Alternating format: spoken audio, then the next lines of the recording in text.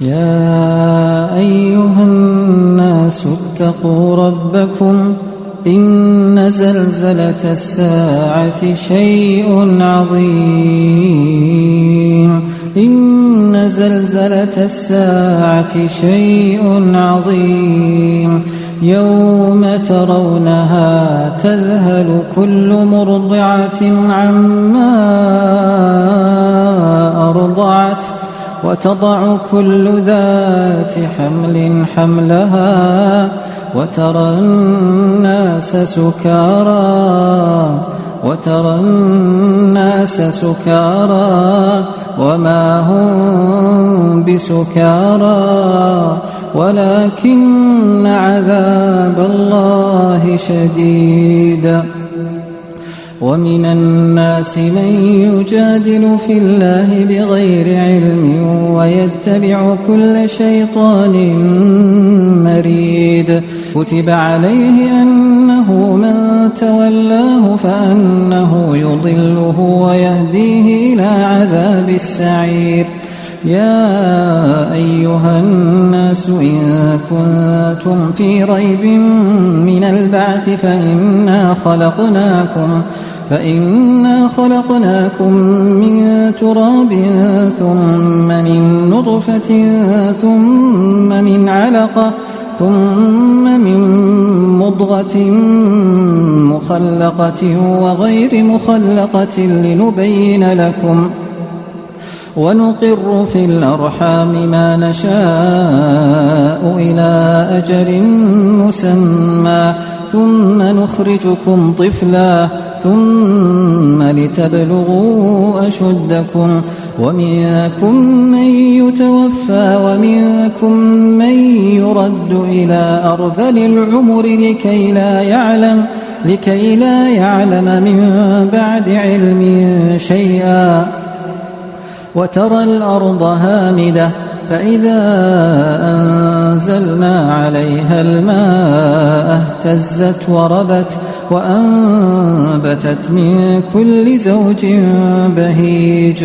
ذلك بأن الله هو الحق وأنه يحيي الموتى وأنه على كل شيء قدير وأن الساعة آتية لا ريب فيها وأن الله يبعث من في القبور.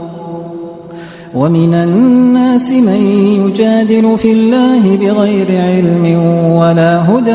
ولا كتاب منير ثاني عطفه ليضل عن سبيل الله له في الدنيا خزي ونذيقه يوم القيامة عذاب الحريق ذلك بما قدمت يداك وأن الله ليس بظلام للعبيد. ومن الناس من يعبد الله على حرف فإن أصابه خير اطمأن به وإن أصابته فتنة انقلب على وجهه خسر الدنيا والآخرة ذلك هو الخسران المبين. يدعو من دون الله ما لا يضره وما لا ينفعه ذلك هو الضلال البعيد. يدعو لمن ضره أقرب من نفعه لبئس المولى ولبئس العشير. إن الله يدخل الذين آمنوا وعملوا الصالحات جنات تجري من تحتها الأنهار إن الله يفعل ما يريد. من كان يظن أن لن ينصره الله في الدنيا والآخرة فليمدد بسبب إلى السماء ثم ليقطع فلينظر هل يذهبن كيده ما يغيظ. وكذلك أنزلناه آيات بينات وأن الله يهدي من يريد. إن الذين آمنوا والذين هادوا والصابئين والنصارى والمجوس والذين أشركوا إن الله يفصل بينهم يوم القيامة إن الله على كل شيء شهيد. ألم تر أن الله يسجد له من في السماوات ومن في الأرض والشمس والقمر والنجوم والجبال والشجر والدواب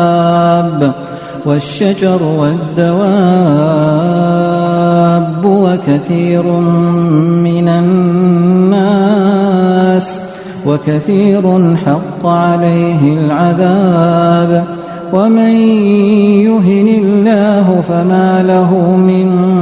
مكرم إن الله يفعل ما يشاء. هذان خصمان اختصموا في ربهم فالذين كفروا قطعت لهم ثياب من نار يصب من فوق رؤوسهم الحميم يصهر به ما في بطونهم والجلود ولهم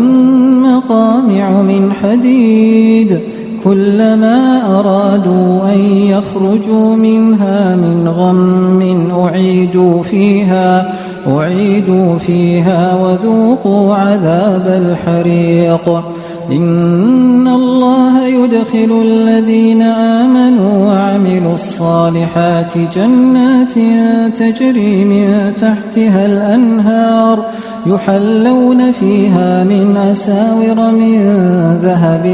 ولؤلؤا ولباسهم فيها حرير وهدوا إلى الطيب من القول وهدوا إلى صراط الحميد. إن الذين كفروا ويصدون عن سبيل الله والمسجد الحرام الذي جعلناه للناس سواء العاكف فيه والباد ومن يرد فيه بإلحاد بظلم نذقه من عذاب أليم. وإذ بوأنا لإبراهيم مكان البيت ألا تشرك بي شيئا وطهر بيتي للطائفين والقائمين والركع السجود. وأذن في الناس بالحج يأتوك رجالا وعلى كل ضامر يأتين من كل فج عميق ليشهدوا منافع لهم ويذكروا اسم الله في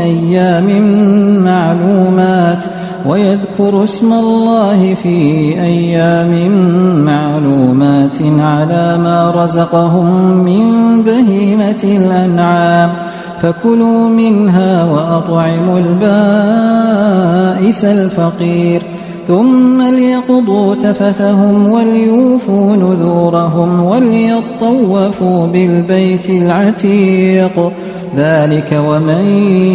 يعظم حرمات الله فهو خير له عند ربه.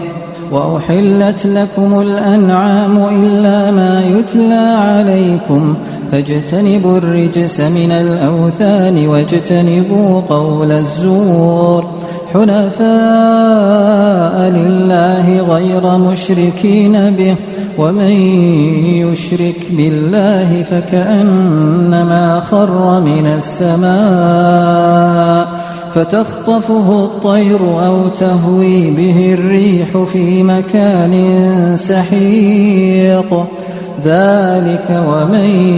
يعظم شعائر الله فإنها من تقوى القلوب. لكم فيها منافع إلى أجل مسمى ثم محلها إلى البيت العتيق. ولكل أمة جعلنا منسكا ليذكروا اسم الله على ما رزقهم من بهيمة الأنعام فإلهكم إله واحد فله أسلموا وبشر المخبتين الذين إذا ذكر الله وجلت قلوبهم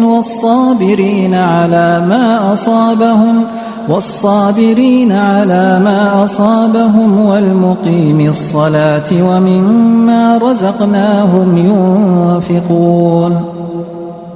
والبدن جعلناها لكم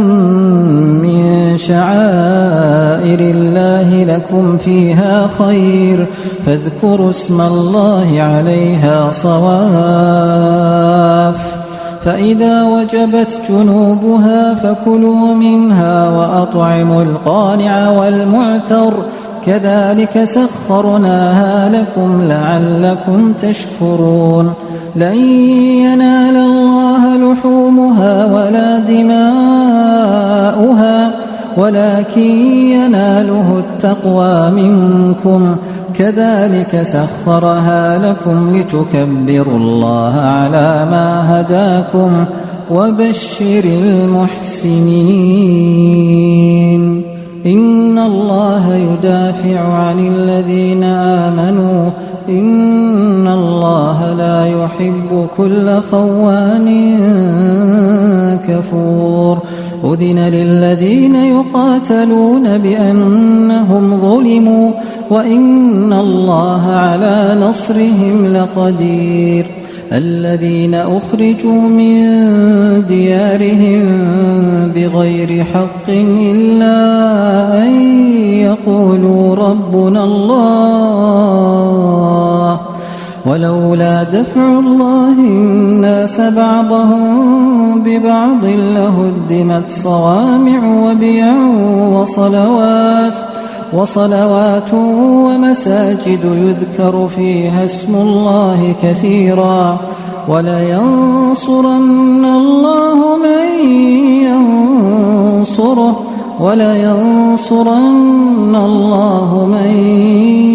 ينصره إن الله لقوي عزيز الذين إن مكناهم في الأرض أقاموا الصلاة وآتوا الزكاة وأمروا بالمعروف ونهوا عن المنكر ولله عاقبة الأمور وإن يكذبوك فقد كذبت قبلهم قوم نوح وعاد وثمود وقوم إبراهيم وقوم لوط وأصحاب مدين وكذب موسى فأمليت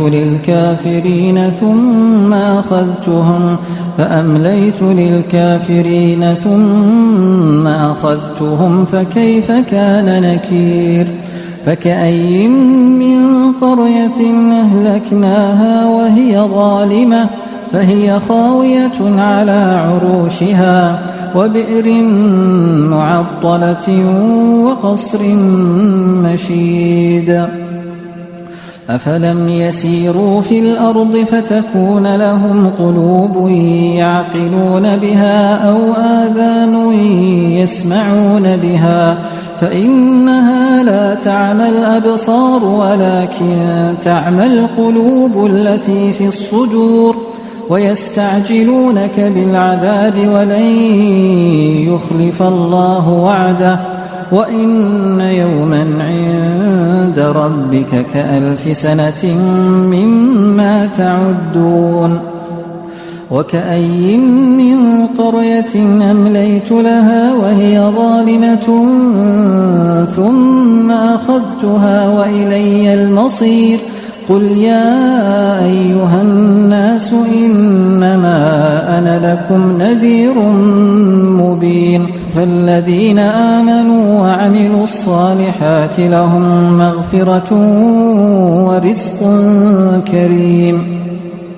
والذين سعوا في آياتنا معاجزين أولئك أصحاب الجحيم وما أرسلنا من قبلك من رسول ولا نبي إلا إذا تمنى ألقى الشيطان في أمنيته فينسخ الله ما يلقي الشيطان ثم يحكم الله آياته والله عليم حكيم ليجعل ما يلقي الشيطان فتنة للذين في قلوبهم مرض والقاسية قلوبهم وإن الظالمين لفي شقاق بعيد وليعلم الذين أوتوا العلم أنه الحق من ربك فيؤمنوا به فتخبت له قلوبهم وإن الله لهادي الذين آمنوا إلى صراط مستقيم ولا يزال الذين كفروا في مرية منه حتى تأتيهم الساعة بغتة أو يأتيهم عذاب يوم عقيم الملك يومئذ لله يحكم بينهم فالذين آمنوا وعملوا الصالحات في جنات النعيم والذين كفروا وكذبوا بآياتنا فأولئك لهم عذاب مهين والذين هاجروا في سبيل الله ثم قتلوا أو ماتوا ليرزقنهم الله رزقا حسنا وإن الله لهو خير الرازقين ليدخلنهم مدخلا يرضونه وإن الله لعليم حليم ذلك ومن عاقب بمثل ما عوقب به ثم بغي عليه لينصرنه الله إن الله لعفو غفور ذلك بأن الله يولج الليل في النهار ويولج النهار في الليل وأن الله سميع بصير ذلك بأن الله هو الحق وأن ما يدعون من دونه هو الباطل وأن الله هو العلي الكبير ألم تر أن الله أنزل من السماء ماء فتصبح الأرض مخضرة إن الله لطيف خبير له ما في السماوات وما في الأرض وإن الله لهو الغني الحميد ألم تر أن الله سخر لكم ما في الأرض والفلك تجري في البحر بأمره ويمسك السماء أن تقع على الأرض إلا بإذنه إن الله بالناس لرءوف رحيم وهو الذي أحياكم ثم يميتكم ثم يحييكم إن الإنسان لكفور لكل أمة جعلنا منسكا هم ناسكوه فلا ينازعنك في الأمر وادع إلى ربك إنك لعلى هدى مستقيم وإن جادلوك فقل الله أعلم بما تعملون الله يحكم بينكم يوم القيامة فيما كنتم فيه تختلفون ألم تعلم أن الله يعلم ما في السماء والأرض إن ذلك في كتاب إن ذلك على الله يسير ويعبدون من دون الله ما لم ينزل به سلطانا وما ليس لهم به علم وما للظالمين من نصير وإذا تتلى عليهم آياتنا بينات تعرف في وجوه الذين كفروا المنكر يكادون يسطون بالذين يتلون عليهم آياتنا قل أفأنبئكم بشر من ذلكم النار وعدها الله الذين كفروا وبئس المصير يا أيها الناس ضرب مثل فاستمعوا له إن الذين تدعون من دون الله لن يخلقوا ذبابا ولو اجتمعوا له وإن يسلبهم الذباب شيئا لا يستنقذوه منه ضعف الطالب والمطلوب ما قدروا الله حق قدره إن الله لقوي عزيز الله يصطفي من الملائكة رسلا ومن الناس إن الله سميع بصير يعلم ما بين أيديهم وما خلفهم وإلى الله ترجع الأمور يا أيها الذين آمنوا اركعوا واسجدوا واعبدوا ربكم وافعلوا الخير لعلكم تفلحون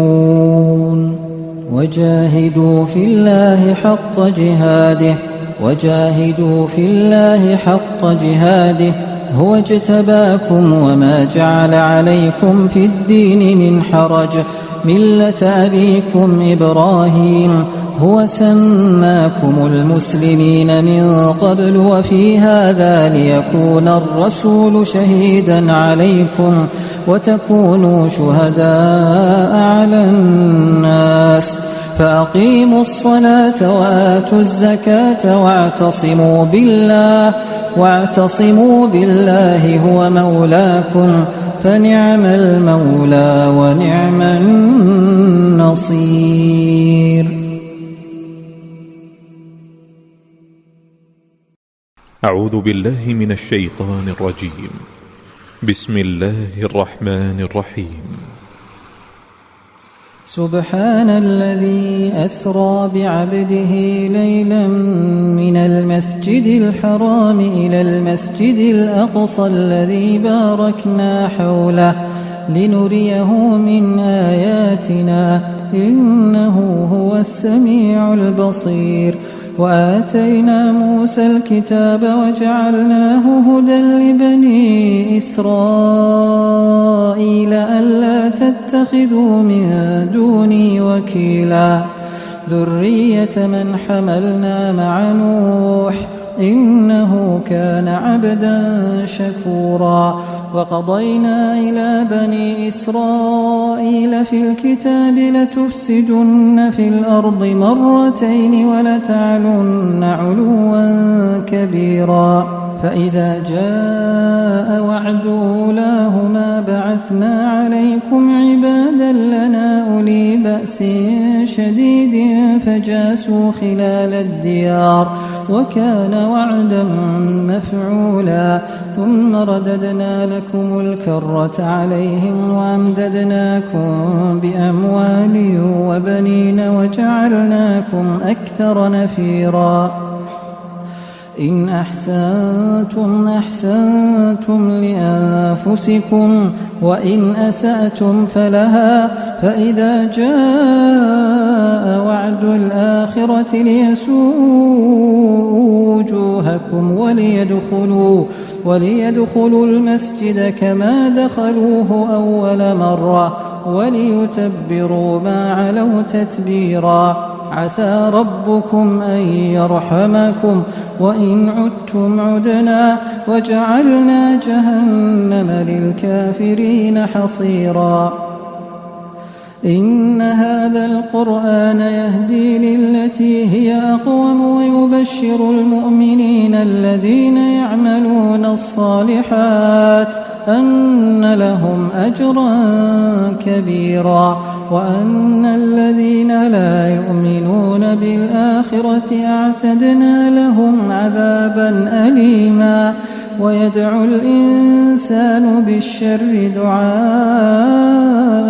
بالخير وكان الإنسان عجولا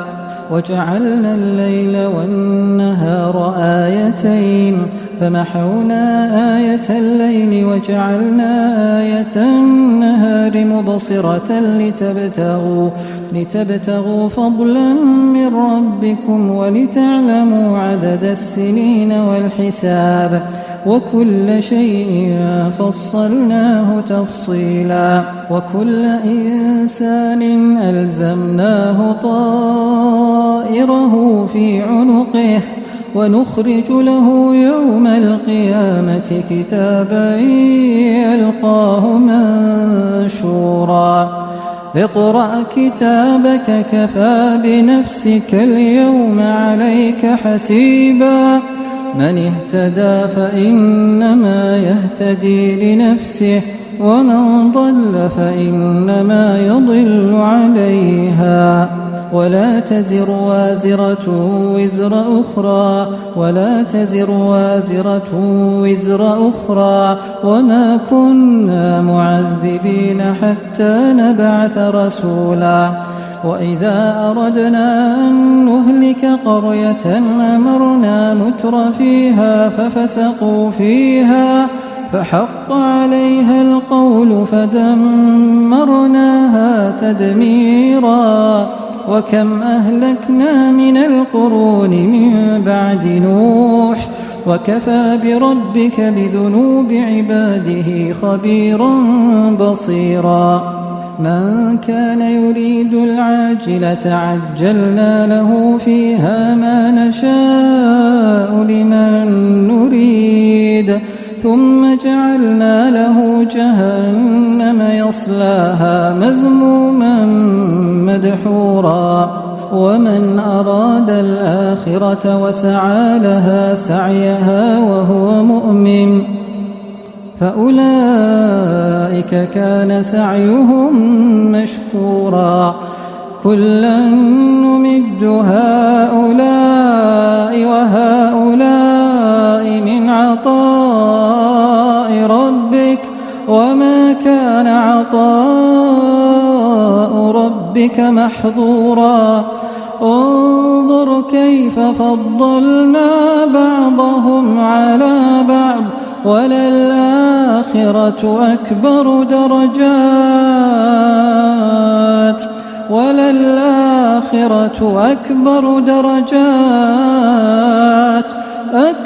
درجات وأكبر تفضيلا لا تجعل مع الله إلها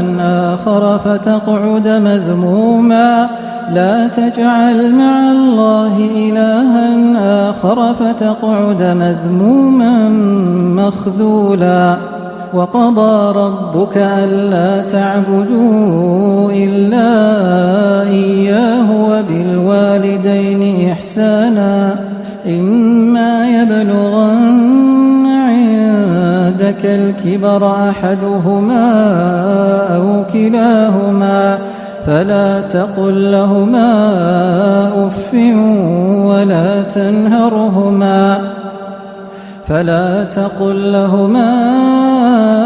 أف ولا تنهرهما وقل لهما قولا كريما واخفض لهما جناح الذل من الرحمة وقل رب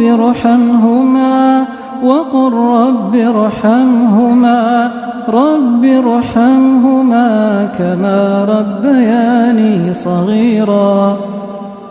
ربكم أعلم بما في نفوسكم إن تكونوا صالحين فإنه كان للأوابين غفورا وآت ذا القربى حقه والمسكين وابن السبيل ولا تبذر تبذيرا إن المبذرين كانوا إخوان الشياطين وكان الشيطان لربه كفورا وإما تعرضن عنهم ابتغاء رحمة من ربك ترجوها فقل لهم قولا ميسورا ولا تجعل يدك مغلولة إلى عنقك ولا تبسطها كل البسط فتقعد ملوما محسورا إن ربك يبسط الرزق لمن يشاء ويقدر إنه كان بعباده خبيرا بصيرا ولا تقتلوا أولادكم خشية إملاق نحن نرزقهم وإياكم إن قتلهم كان خطأ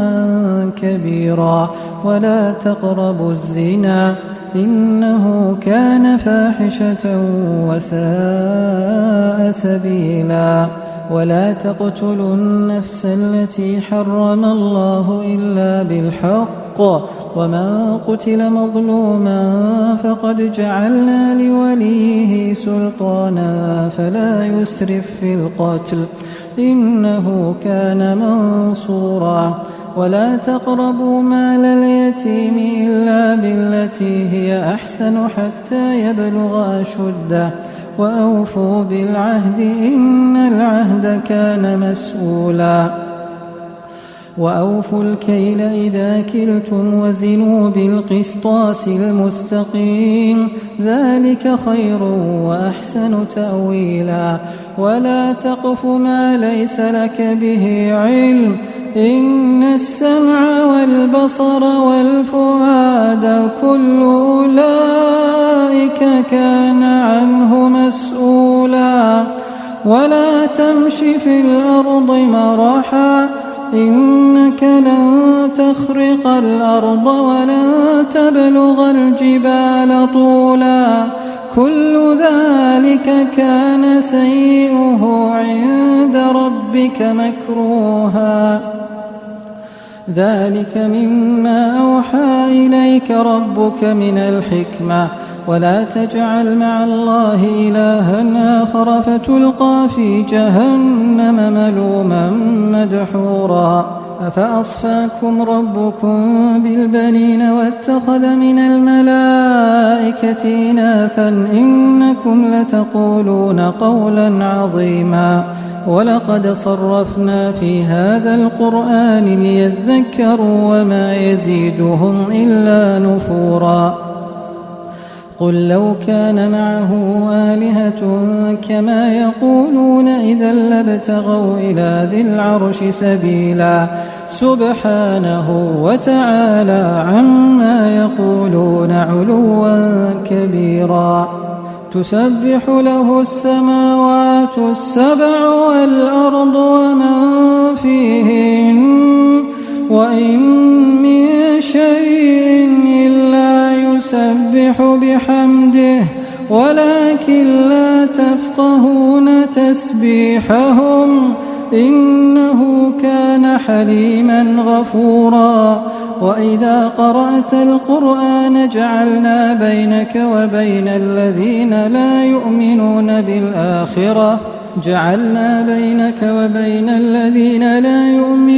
بالآخرة حجابا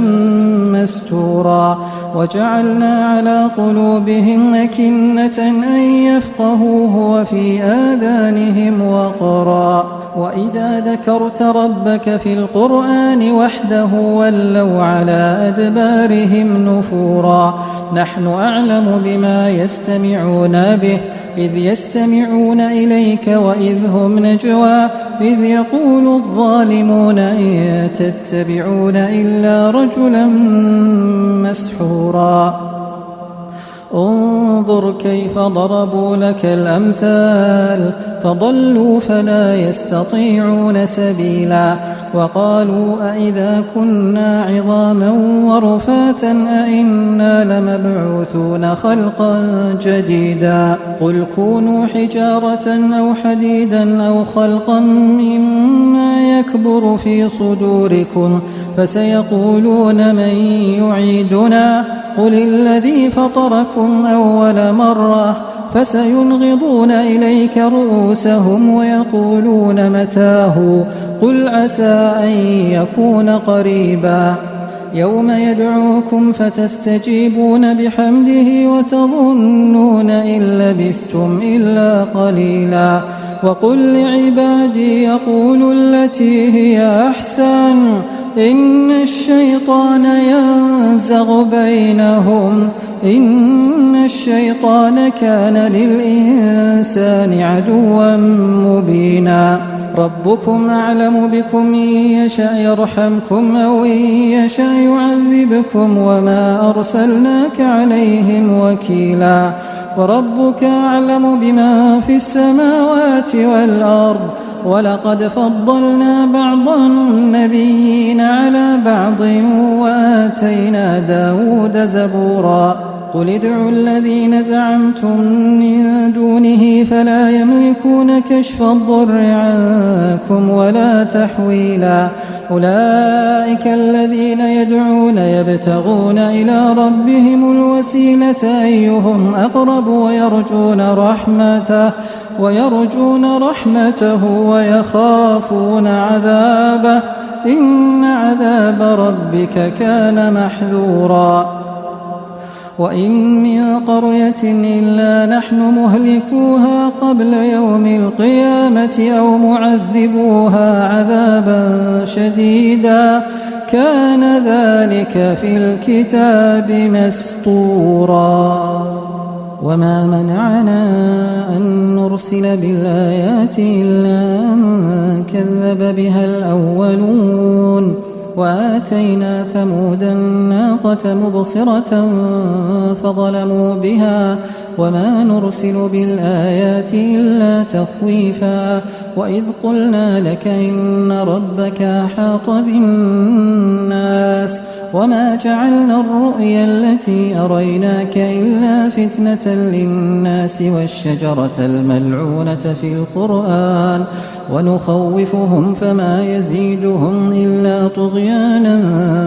كبيرا وإذ قلنا للملائكة اسجدوا لآدم فسجدوا إلا إبليس قال أسجد لمن خلقت طينا قال أرأيتك هذا الذي كرمت علي لئن أخرتني إلى يوم القيامة لأحتنكن ذريته إلا قليلا قال اذهب فمن تبعك منهم فإن جهنم جزاؤكم جزاء موفورا واستفزز من استطعت منهم بصوتك وأجلب عليهم بخيلك ورجلك وشاركهم في الأموال والأولاد وعدهم وما يعدهم الشيطان إلا غرورا إن عبادي ليس لك عليهم سلطان وكفى بربك وكيلا ربكم الذي يزجي لكم الفلك في البحر لتبتغوا من فضله إنه كان بكم رحيما وإذا مسكم الضر في البحر ضل من تدعون إلا إياه فلما نجاكم إلى البر أعرضتم وكان الإنسان كفورا أفأمنتم أن يخسف بكم جانب البر أو يرسل عليكم حاصبا ثم لا تجدوا لكم وكيلا أم أمنتم أن يعيدكم فيه تارة أخرى فيرسل عليكم قاصفا من الريح فيغرقكم بما كفرتم ثم لا تجدوا لكم علينا به تبيعا ولقد كرمنا بني آدم وحملناهم في البر والبحر ورزقناهم من الطيبات وفضلناهم على كثير ممن خلقنا تفضيلا يوم ندعو كل أناس بإمامهم فمن أوتي كتابه بيمينه فأولئك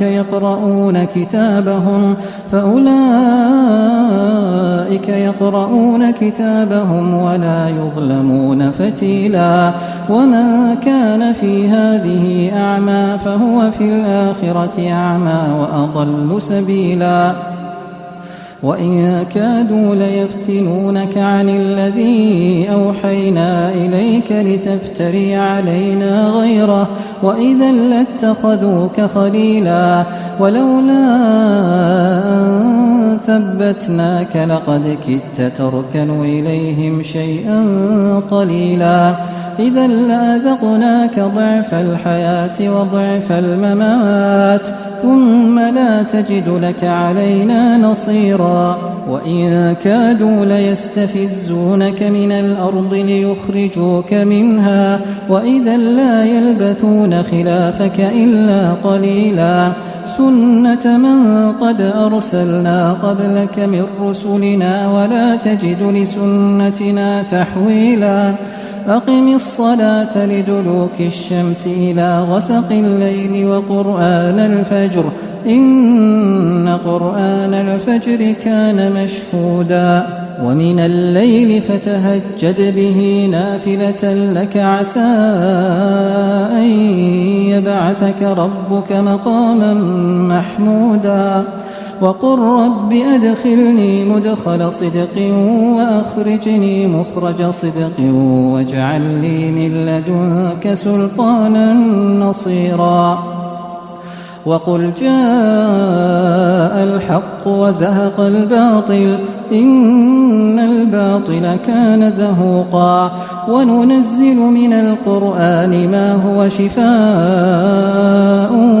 ورحمة للمؤمنين ولا يزيد الظالمين إلا خسارا وإذا أنعمنا على الإنسان أعرض ونأى بجانبه وإذا مسه الشر كان يئوسا قل كل يعمل على شاكلته فربكم أعلم بمن هو أهدى سبيلا ويسألونك عن الروح قل الروح من أمر ربي وما أوتيتم من العلم إلا قليلا ولئن شئنا لنذهبن بالذي أوحينا إليك ثم لا تجد لك به علينا وكيلا إلا رحمة من ربك إن فضله كان عليك كبيرا قل لئن اجتمعت الإنس والجن على أن يأتوا بمثل هذا القرآن لا يأتون بمثله ولو كان بعضهم لبعض ظهيرا ولقد صرفنا للناس في هذا القرآن من كل مثل فأبى أكثر الناس إلا كفورا وقالوا لن نؤمن لك حتى تفجر لنا من الأرض ينبوعا أو تكون لك جنة من نخيل وعنب فتفجر الأنهار خلالها تفجيرا أو تسقط السماء كما زعمت علينا كسفا أو تأتي بالله والملائكة قبيلا أو يكون لك بيت من زخرف أو ترقى في السماء ولن نؤمن لرقيك حتى تنزل علينا كتابا نقرأه قل سبحان ربي هل كنت إلا بشرا رسولا وما منع الناس أن يؤمنوا إذ جاءهم الهدى إلا أن قالوا أبعث الله بشرا رسولا قل لو كان في الأرض ملائكة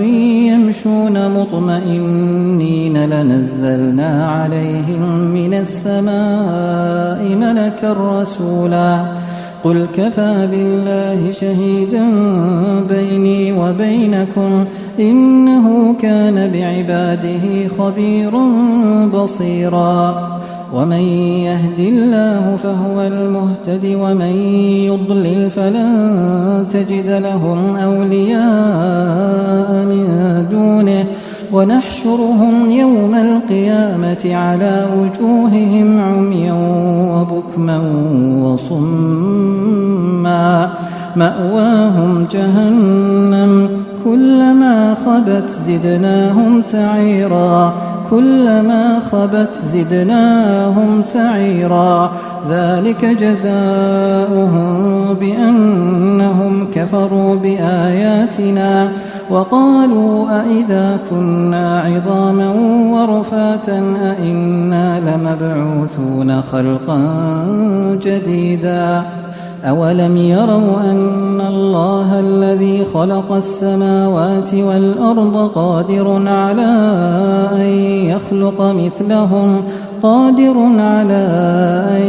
يخلق مثلهم وجعل لهم أجلا لا ريب فيه فأبى الظالمون إلا كفورا قل لو أنتم تملكون خزائن رحمة ربي إذا لأمسكتم خشية الإنفاق وكان الإنسان قتورا ولقد آتينا موسى 9 آيات بينات فاسأل بني إسرائيل إذ جاءهم فقال له فرعون إني لأظنك يا موسى مسحورا قال لقد علمت ما أنزل هؤلاء إلا رب السماوات والأرض بصائر وإني لأظنك يا فرعون مثبورا فأراد أن يستفزهم من الأرض فأغرقناه ومن معه جميعا وقلنا من بعده لبني إسرائيل اسكنوا الأرض فإذا جاء وعد الآخرة جئنا بكم لفيفا وبالحق أنزلناه وبالحق نزل وما أرسلناك إلا مبشرا ونذيرا وقرآنا فرقناه لتقرأه على الناس على مكث ونزلناه تنزيلا قل آمنوا به أو لا تؤمنوا إن الذين أوتوا العلم من قبله إذا يتلى عليهم يخرون للأذقان سجدا ويقولون سبحان ربنا إن كان وعد ربنا لمفعولا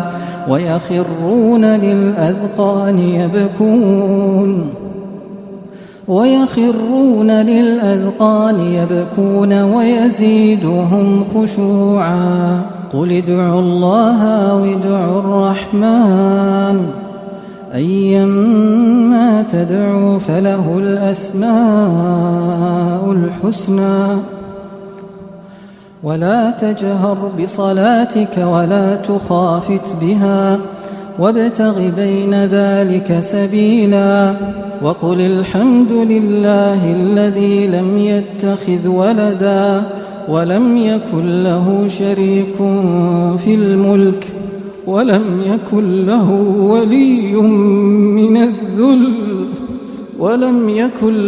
ولي من الذل وكبره تكبيرا. أعوذ بالله من الشيطان الرجيم. بسم الله الرحمن الرحيم. الحمد لله الذي أنزل على عبده الكتاب ولم يجعل له عوجا قيما لينذر بأسا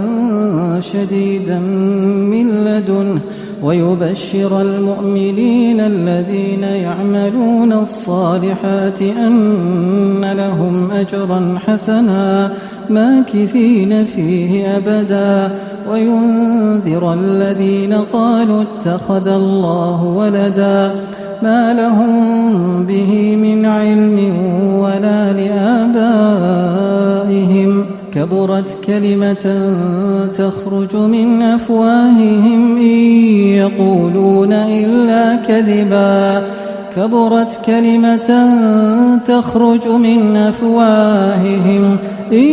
يقولون إلا كذبا فلعلك باخع نفسك على آثارهم إن لم يؤمنوا بهذا الحديث أسفا إنا جعلنا ما على الأرض زينة لها لنبلوهم أيهم أحسن عملا وإنا لجاعلون ما عليها صعيدا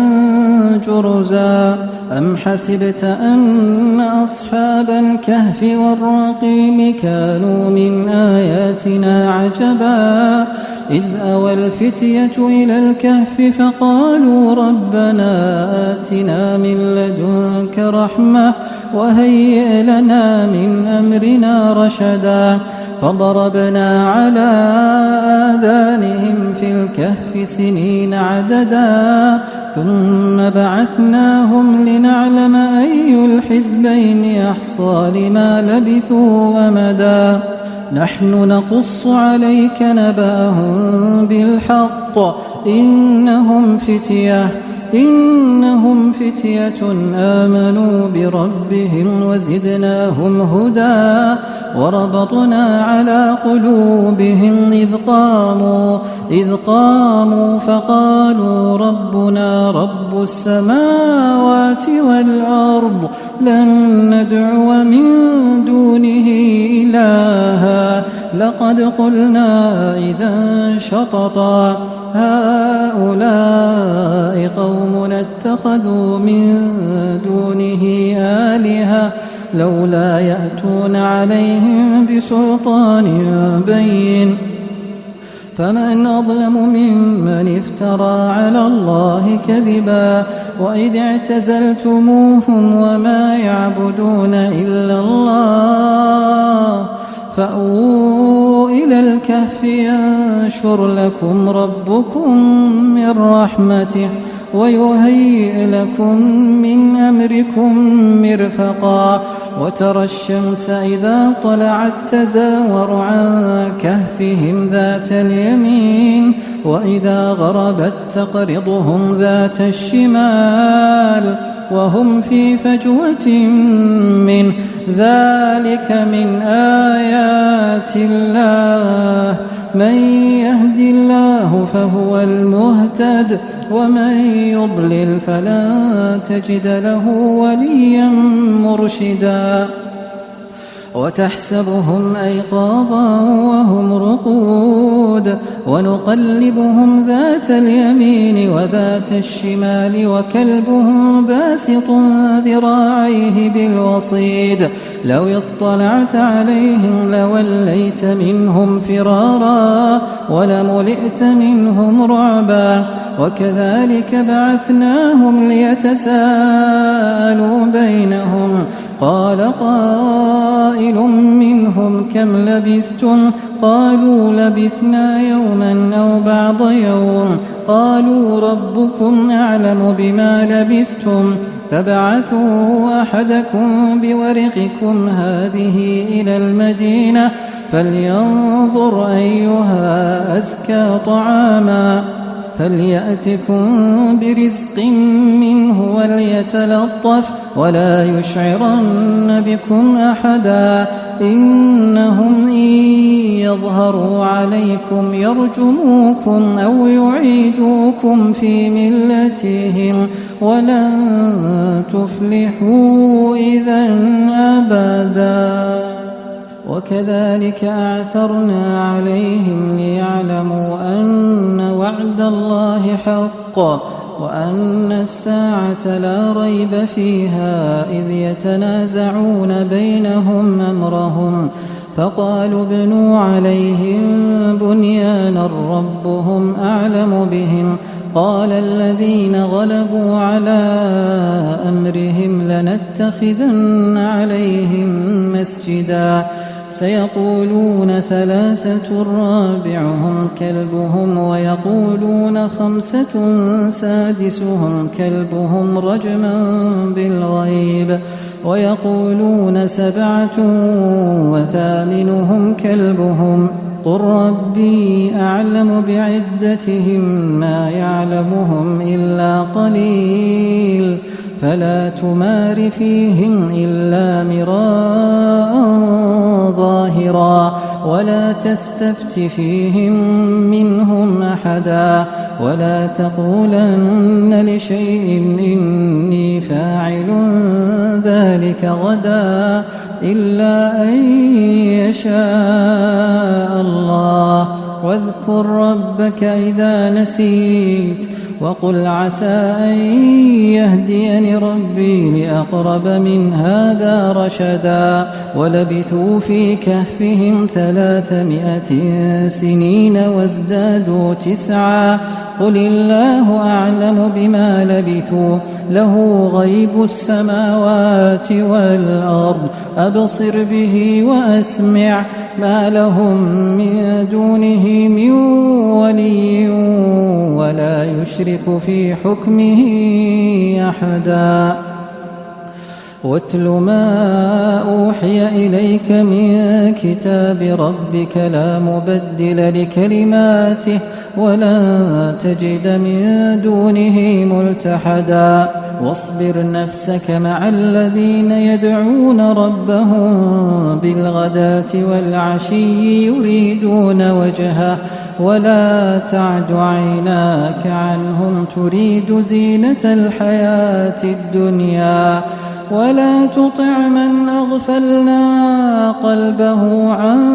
ذكرنا واتبع هواه وكان أمره فرطا وقل الحق من ربكم فمن شاء فليؤمن ومن شاء فليكفر إنا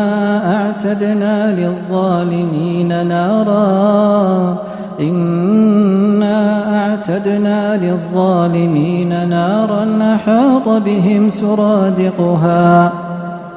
وإن يستغيثوا يغاثوا بماء كالمهل يشوي الوجوه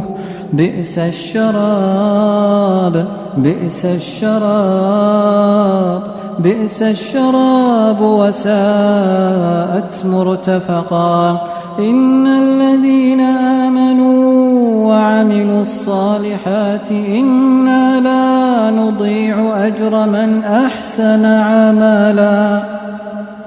أولئك لهم جنات عدن تجري من تحتهم الأنهار يحلون فيها من أساور من ذهب ويلبسون ثيابا خضرا من سندس واستبرق متكئين فيها على الأرائك نعم الثواب وحسنت مرتفقا واضرب لهم مثل الرجلين جعلنا لأحدهما جنتين من أعناب وحففناهما بنخل وجعلنا بينهما زرعا كلتا الجنتين آتت أكلها ولم تظلم منه شيئا وفجرنا خلالهما نهرا وكان له ثمر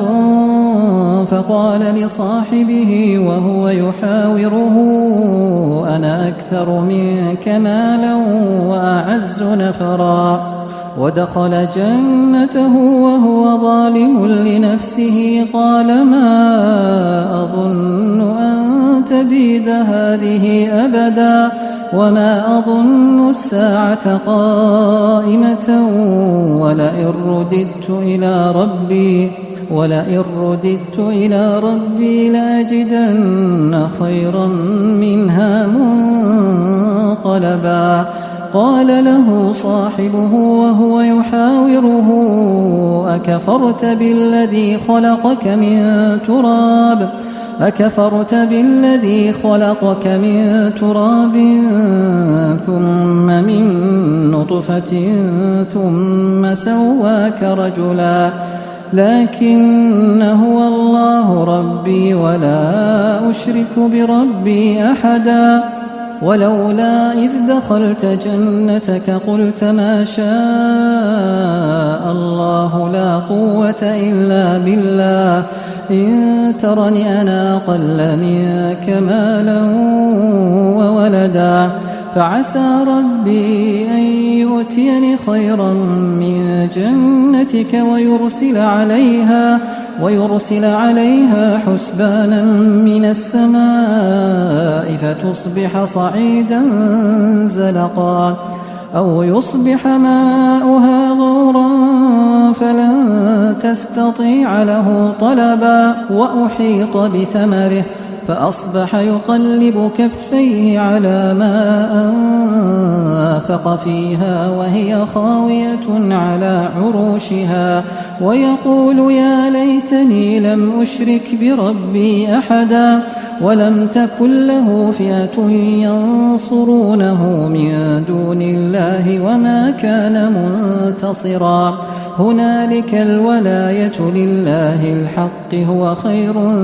ثوابا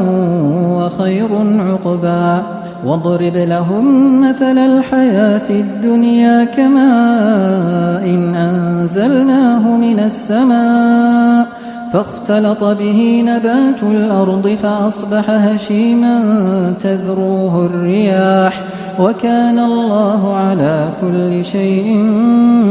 مقتدرا المال والبنون زينة الحياة الدنيا والباقيات الصالحات خير عند ربك ثوابا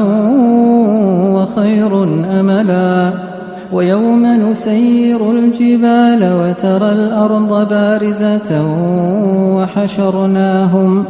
وحشرناهم فلم نغادر منهم أحدا وعرضوا على ربك صفا لقد جئتمونا كما خلقناكم أول مرة بل زعمتم أن لن نجعل لكم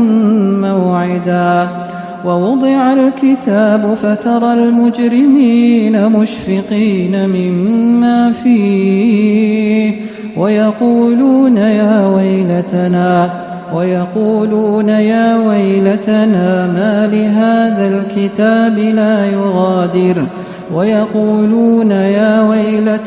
ما لهذا الكتاب لا يغادر صغيرة ولا كبيرة إلا أحصاها ووجدوا ما عملوا حاضرا ولا يظلم ربك أحدا وإذ قلنا للملائكة اسجدوا لآدم فسجدوا إلا إبليس كان من الجن ففسق عن أمر ربه أفتتخذونه وذريته أولياء من دوني وهم لكم عدو بئس للظالمين بدلا ما أشهدتهم خلق السماوات والأرض ولا خلق أنفسهم وما كنت متخذ المضلين عضدا ويوم يقول نادوا شركائي الذين زعمتم فدعوهم فلم يستجيبوا لهم وجعلنا بينهم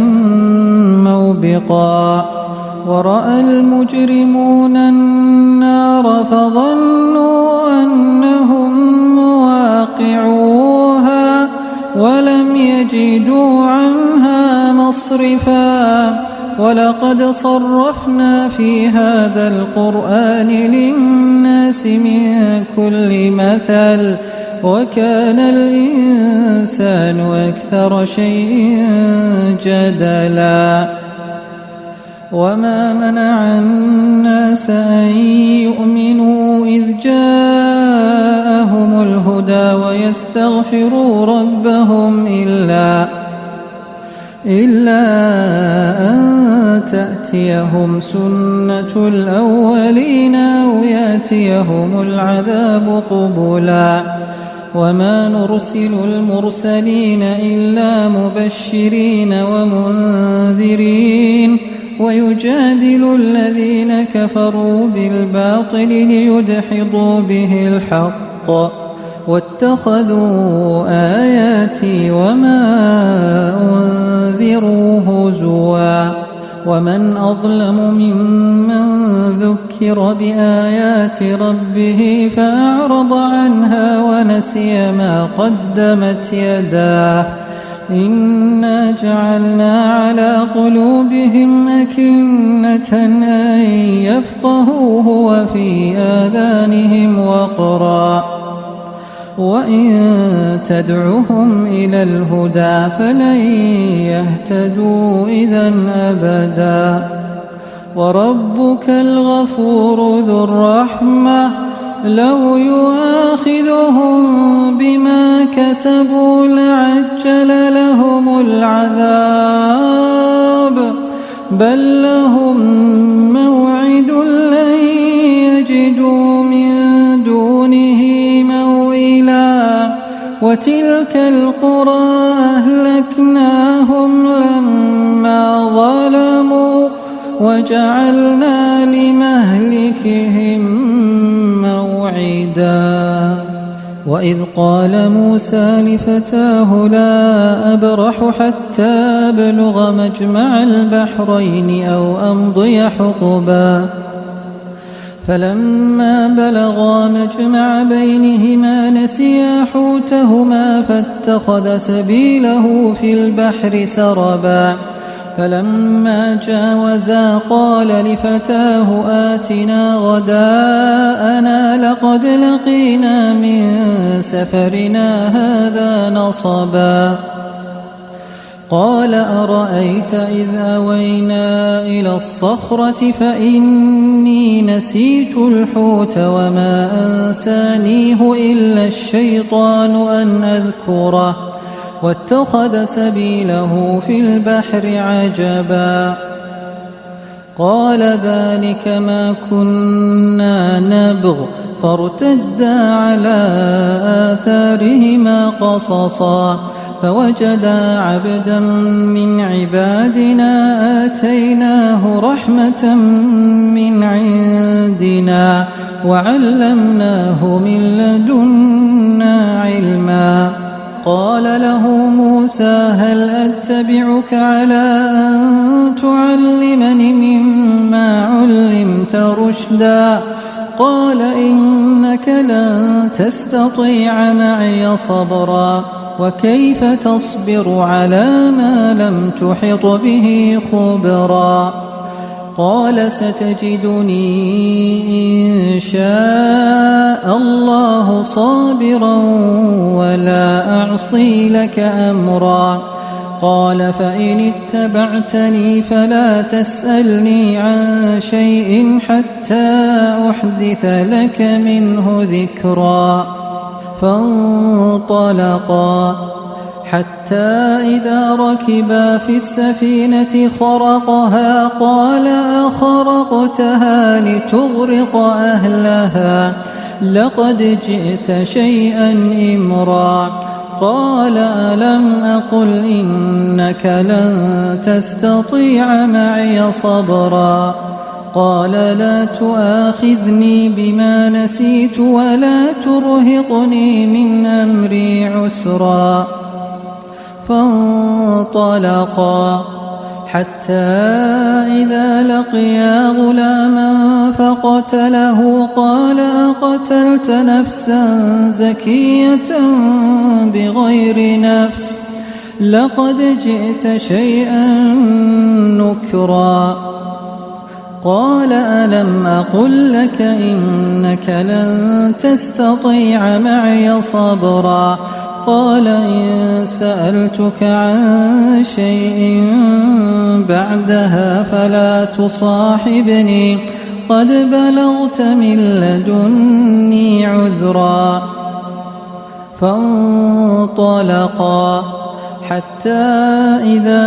أتيا أهل قرية استطعما أهلها فأبوا أن يضيفوهما فوجدا فيها جدارا يريد أن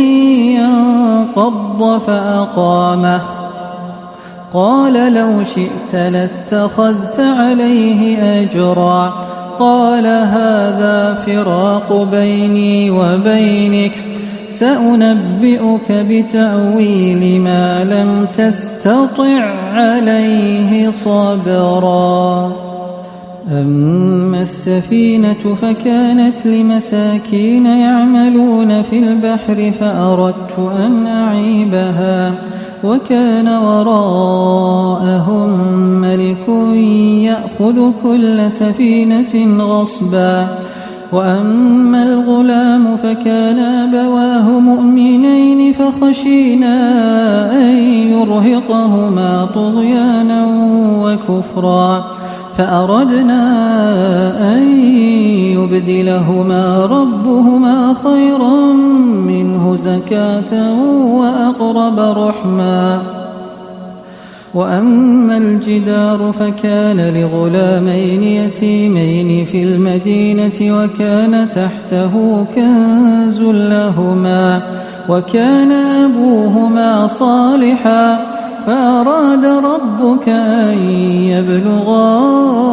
أشدهما ويستخرجا كنزهما رحمة من ربك وما فعلته عن أمري ذلك تأويل ما لم تسطع عليه صبرا ويسألونك عن ذي القرنين قل سأتلو عليكم منه ذكرا إنا مكنا له في الأرض وآتيناه من كل شيء سببا فأتبع سببا حتى إذا بلغ مغرب الشمس وجدها تغرب في عين حامئة ووجد عندها قوما قلنا يا ذا القرنين إما أن تعذب وإما أن تتخذ فيهم حسنا قال أما من ظلم فسوف نعذبه ثم يرد إلى ربه فيعذبه عذابا نكرا وأما من آمن وعمل صالحا فله جزاء الحسنى وسنقول له من أمرنا يسرا ثم أتبع سببا حتى إذا بلغ مطلع الشمس وجدها تطلع على قوم لم نجعل لهم من دونها سترا كذلك وقد أحطنا بما لديه خبرا ثم أتبع سببا حتى إذا بلغ بين السدين وجد من دونهما قوما لا يكادون يفقهون قولا قالوا يا ذا القرنين إن يأجوج ومأجوج مفسدون في الأرض فهل نجعل لك خرجا على أن تجعل بيننا وبينهم سدا قال ما مكني فيه ربي خير فأعينوني بقوة أجعل بينكم وبينهم ردما آتوني زبر الحديد حتى إذا ساوى بين الصدفين قال انفخوا حتى إذا جعله نارا قال آتوني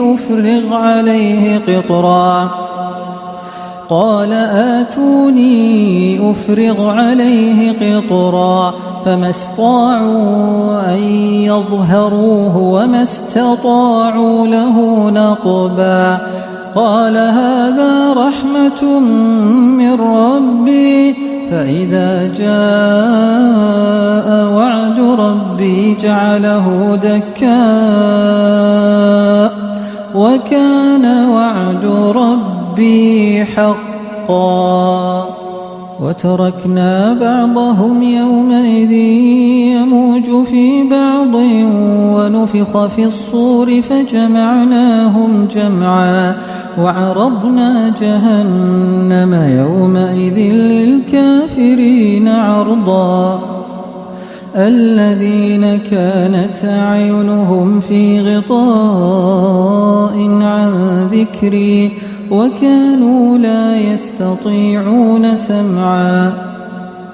أفحسب الذين كفروا أن يتخذوا عبادي من دوني أولياء إنا أعتدنا جهنم للكافرين نزلا قل هل ننبئكم بالأخسرين أعمالا الذين ضل سعيهم في الحياة الدنيا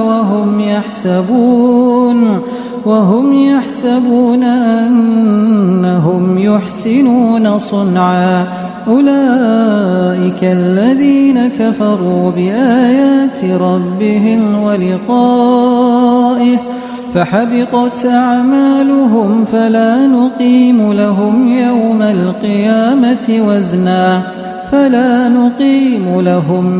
القيامة وزنا ذلك جزاؤهم جهنم بما كفروا واتخذوا آياتي ورسلي هزوا إن الذين آمنوا وعملوا الصالحات كانت لهم جنات الفردوس نزلا خالدين فيها لا يبغون عنها حولا قل لو كان البحر مدادا لكلمات ربي لنفد البحر قبل أن تنفد كلمات ربي ولو جئنا بمثله مددا قل إنما أنا بشر مثلكم يوحى إلي أنما إلهكم إله واحد فمن كان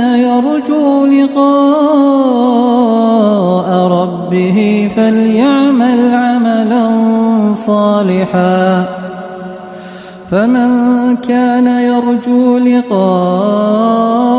ربه فليعمل عملا صالحا ولا يشرك بعبادة ربه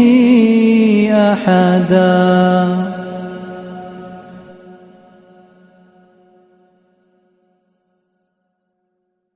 أعوذ بالله من الشيطان الرجيم. بسم الله الرحمن الرحيم. أتى أمر الله فلا تستعجلوه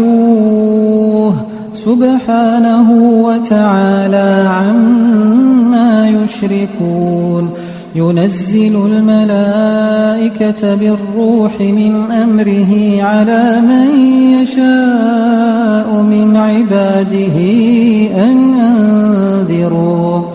أن أنذروا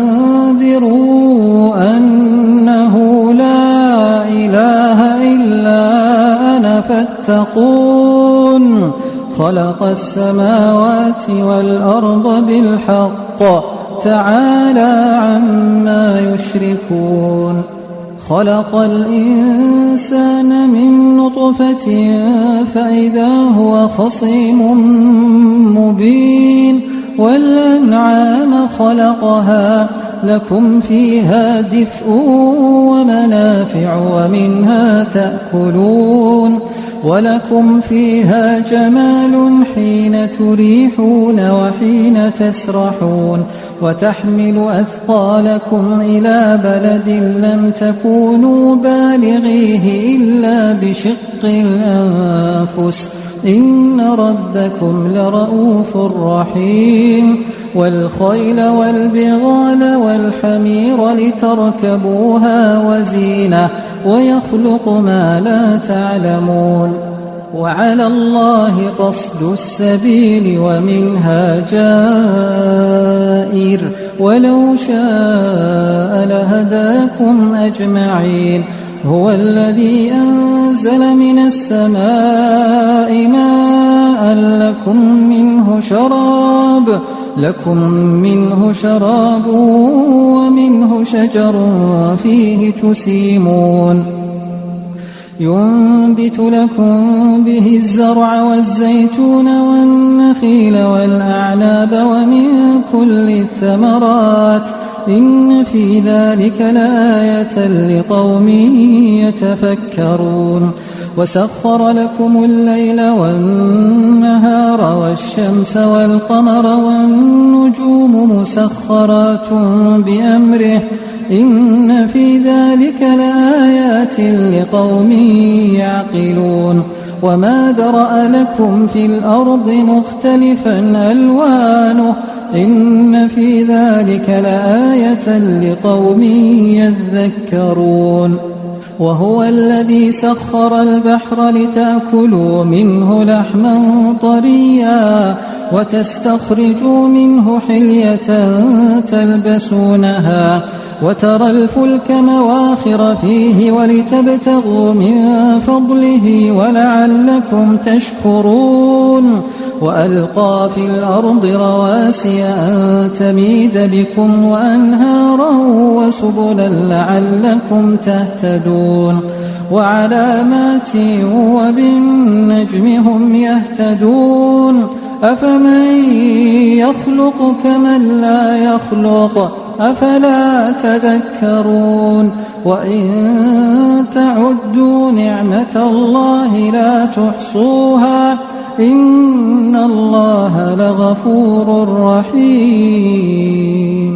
والله يعلم ما تسرون وما تعلنون والذين يدعون من دون الله لا يخلقون شيئا وهم يخلقون أموات غير أحياء وما يشعرون أيان يبعثون إلهكم إله واحد فالذين لا يؤمنون بالآخرة قلوبهم منكرة وهم مستكبرون لا جرم أن الله يعلم ما يسرون وما يعلنون إنه لا يحب المستكبرين وإذا قيل لهم ماذا أنزل ربكم قالوا أساطير الأولين ليحملوا أوزارهم كاملة يوم القيامة ومن أوزار الذين يضلونهم بغير علم ألا ساء ما يزرون قد مكر الذين من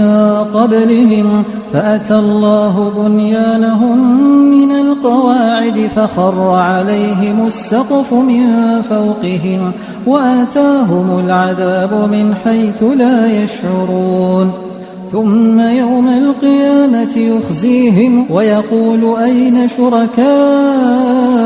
الذين كنتم تشاقون فيهم قال الذين أوتوا العلم إن الخزي اليوم والسوء على الكافرين الذين تتوفاهم الملائكة ظالمي أنفسهم فألقوا السلم ما كنا نعمل من سوء بلى إن الله عليم بما كنتم تعملون فادخلوا أبواب جهنم خالدين فيها فلبئس مثوى المتكبرين وقيل للذين اتقوا ماذا أنزل ربكم قالوا خيرا للذين أحسنوا في هذه الدنيا حسنة ولدار الآخرة خير ولنعم دار المتقين جنات عدن يدخلونها تجري من تحتها الأنهار لهم فيها ما يشاءون كذلك يجزي الله المتقين الذين تتوفاهم الملائكة طيبين يقولون سلام عليكم ادخلوا الجنة بما كنتم تعملون هل ينظرون إلا أن تأتيهم الملائكة أو يأتي أمر ربك كذلك فعل الذين من قبلهم وما ظلمهم الله ولكن كانوا أنفسهم يظلمون فأصابهم سيئات ما عملوا وحاق بهم ما كانوا به يستهزئون وقال الذين أشركوا لو شاء الله ما عبدنا من دونه من شيء نحن ولا آباؤنا ولا حرمنا من دونه من شيء كذلك فعل الذين من قبلهم فهل على الرسل إلا البلاغ المبين ولقد بعثنا في كل أمة رسولا أن اعبدوا الله واجتنبوا الطاغوت فمنهم من هدى الله ومنهم من حقت عليه الضلالة فسيروا في الأرض فانظروا كيف كان عاقبة المكذبين إن تحرص على هداهم فإن الله لا يهدي من يضل وما لهم من ناصرين وأقسموا بالله جهد أيمانهم لا يبعث الله من يموت بلى وعدا عليه حقا ولكن أكثر الناس لا يعلمون ليبين لهم الذي يختلفون فيه وليعلم الذين كفروا أنهم كانوا كاذبين إنما قولنا لشيء إذا أردناه أن نقول له كن فيكون والذين هاجروا في الله من بعد ما ظلموا لنبوئنهم في الدنيا حسنة ولأجر الآخرة أكبر لو كانوا يعلمون الذين صبروا وعلى ربهم يتوكلون وما أرسلنا من قبلك إلا رجالا نوحي إليهم فاسألوا أهل الذكر إن كنتم لا تعلمون بالبينات والزبر وأنزلنا إليك الذكر لتبين للناس ما نزل إليهم ولعلهم يتفكرون أفأمن الذين مكروا السيئات أن يخسف الله بهم الأرض أو يأتيهم العذاب من حيث لا يشعرون أو يأخذهم في تقلبهم فما هم بمعجزين أو يأخذهم على تخوف فإن ربكم لرؤوف رحيم أولم يروا إلى ما خلق الله من شيء يتفيأ ظلاله عن اليمين والشمائل سجدا لله وهم داخرون ولله يسجد ما في السماوات وما في الأرض من دابة والملائكة وهم لا يستكبرون يخافون ربهم من فوقهم ويفعلون ما يؤمرون وقال الله لا تتخذوا إلهين اثنين إنما هو إله واحد فإياي فارهبون وله ما في السماوات والأرض وله الدين واصبا أفغير الله تتقون وما بكم من نعمة فمن الله ثم إذا مسكم الضر فإليه تجأرون ثم إذا كشف الضر عنكم إذا فريق منكم بربهم يشركون ليكفروا بما آتيناهم فتمتعوا فسوف تعلمون ويجعلون لما لا يعلمون نصيبا مما رزقناهم تالله لتسألن عما كنتم تفترون ويجعلون لله البنات سبحانه ولهم ما يشتهون وإذا بشر أحدهم بالأنثى ظل وجهه مسودا وهو كظيم يتوارى من القوم من سوء ما بشر به أيمسكه على هون أم يدسه في التراب ألا ساء ما يحكمون للذين لا يؤمنون بالآخرة مثل السوء ولله المثل الأعلى وهو العزيز الحكيم ولو يؤاخذ الله الناس بظلمهم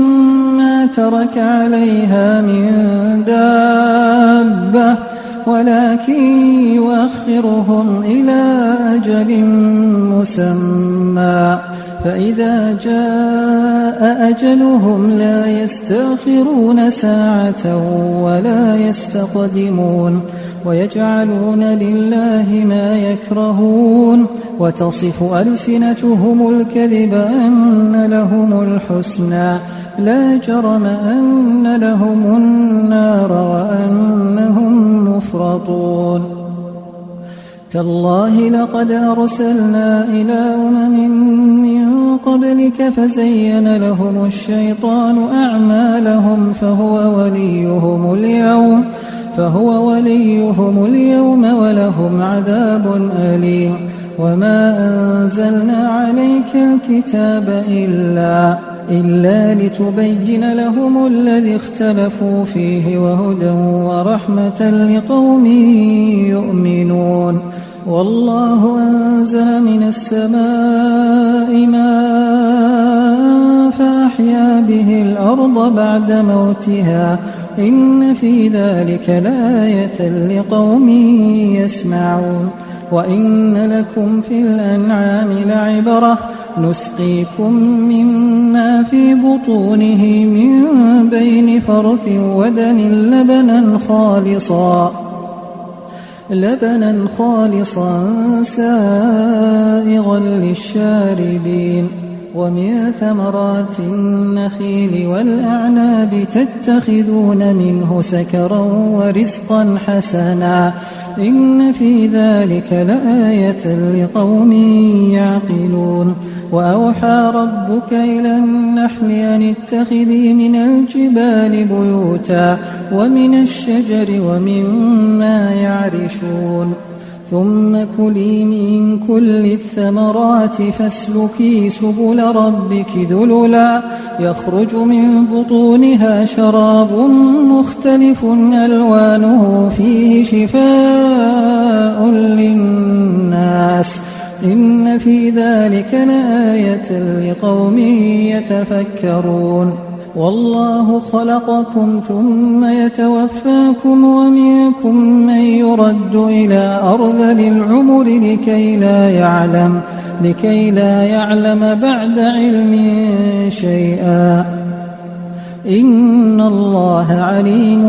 قدير والله فضل بعضكم على بعض في الرزق فما الذين فضلوا براد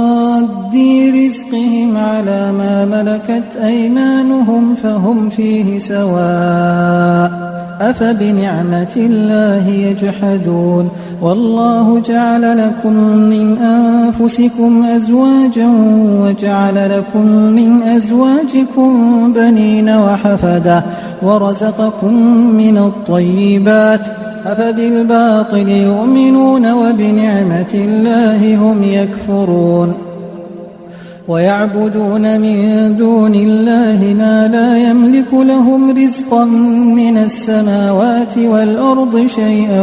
ولا يستطيعون فلا تضربوا لله الأمثال إن الله يعلم وأنتم لا تعلمون ضرب الله مثلا عبدا مملوكا لا يقدر على شيء ومن رزقناه منا رزقا حسنا فهو ينفق منه سرا وجهرا هل يستوون الحمد لله بل أكثرهم لا يعلمون وضرب الله مثلا الرجلين أحدهما أبكم لا يقدر على شيء وهو كل على مولاه أينما يوجهه لا يأتي بخير هل يستوي هو ومن يأمر بالعدل وهو على صراط مستقيم ولله غيب السماوات والأرض وما أمر الساعة إلا كلمح البصر أو هو أقرب إن الله على كل شيء قدير والله أخرجكم من بطون أمهاتكم لا تعلمون شيئا وجعل لكم السمع والأبصار والأفئدة لعلكم تشكرون ألم يروا إلى الطير مسخرات في جو السماء ما يمسكهن إلا الله إن في ذلك لآيات لقوم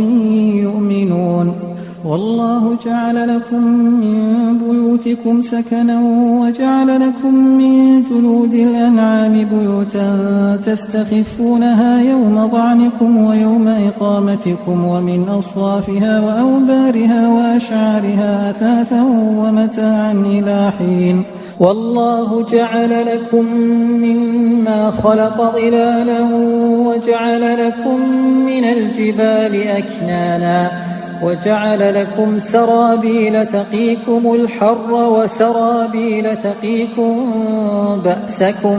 كذلك يتم نعمته عليكم لعلكم تسلمون فإن تولوا فإنما عليك البلاغ المبين يعرفون نعمة الله ثم ينكرونها وأكثرهم الكافرون ويوم نبعث من كل أمة شهيدا ثم لا يؤذن للذين كفروا ولا هم يستعتبون وإذا رأى الذين ظلموا العذاب فلا يخفف عنهم ولا هم ينظرون وإذا رأى الذين أشركوا شركاءهم قالوا ربنا هؤلاء شركاؤنا الذين كنا ندعو من دونك فألقوا إليهم القول إنكم لكاذبون وألقوا إلى الله يومئذ السلام وضل عنهم ما كانوا يفترون الذين كفروا وصدوا عن سبيل الله زدناهم عذابا فوق العذاب بما كانوا يفسدون ويوم نبعث في كل أمة شهيدا عليهم من أنفسهم وجئنا بك شهيدا على هؤلاء ونزلنا عليك الكتاب بيانا لكل شيء وهدى ورحمة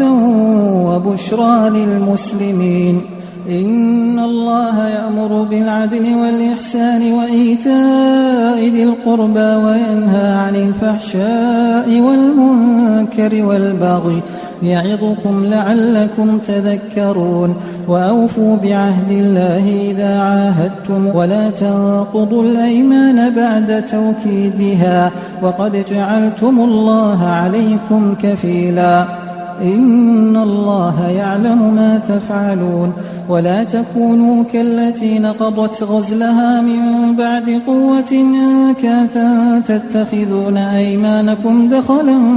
بينكم أن تكون أمة هي أربى من أمة إنما يبلوكم الله به وليبينن لكم يوم القيامة ما كنتم فيه تختلفون ولو شاء الله لجعلكم أمة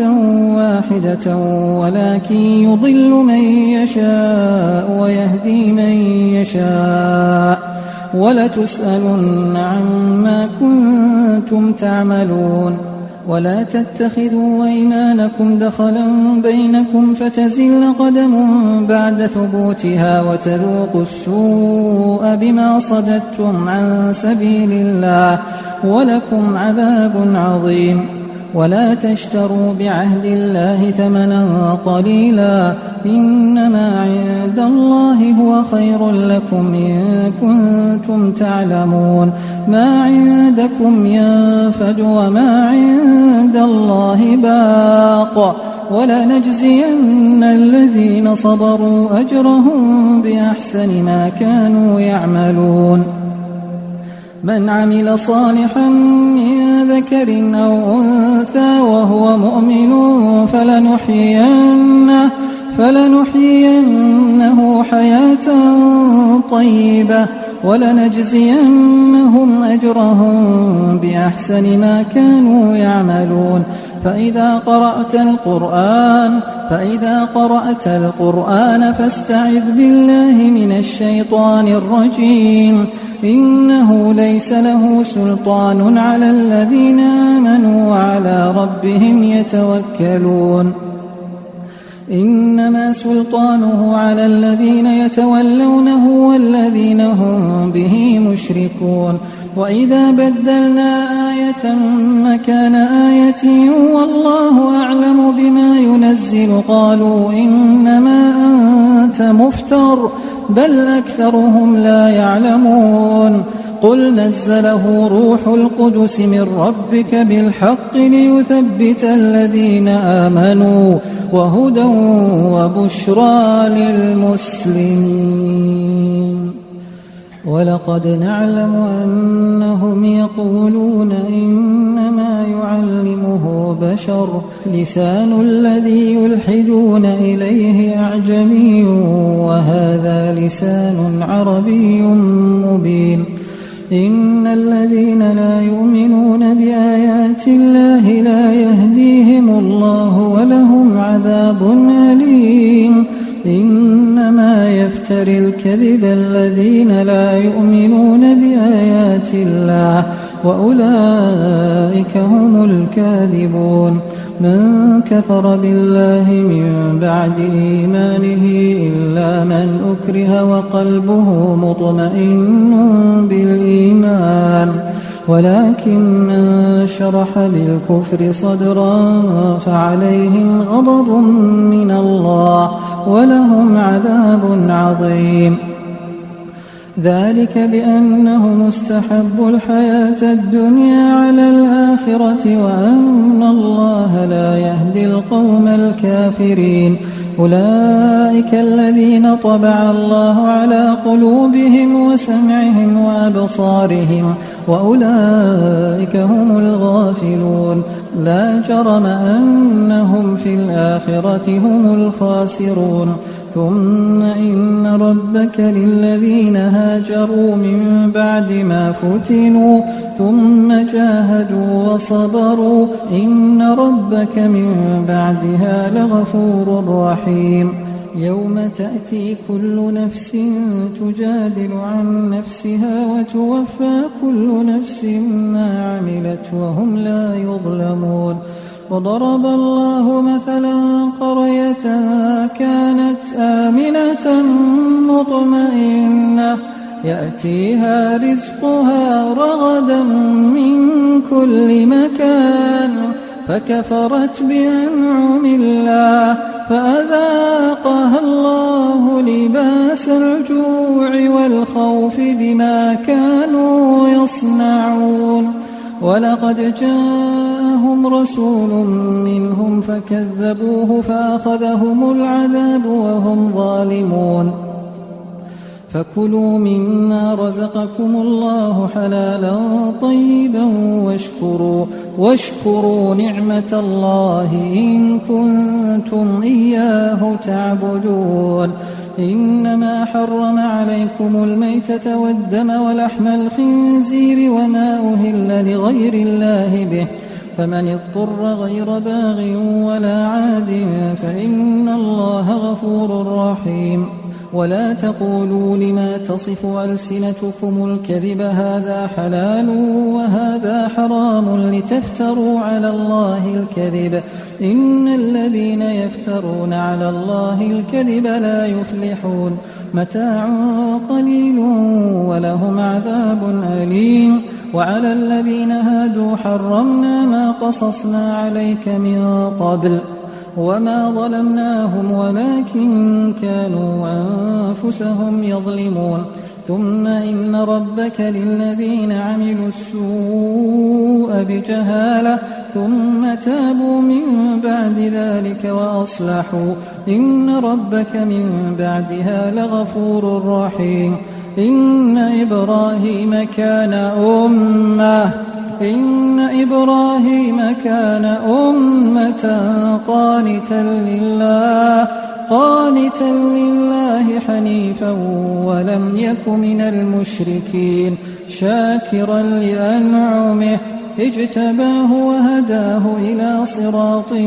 مستقيم. وآتيناه في الدنيا حسنة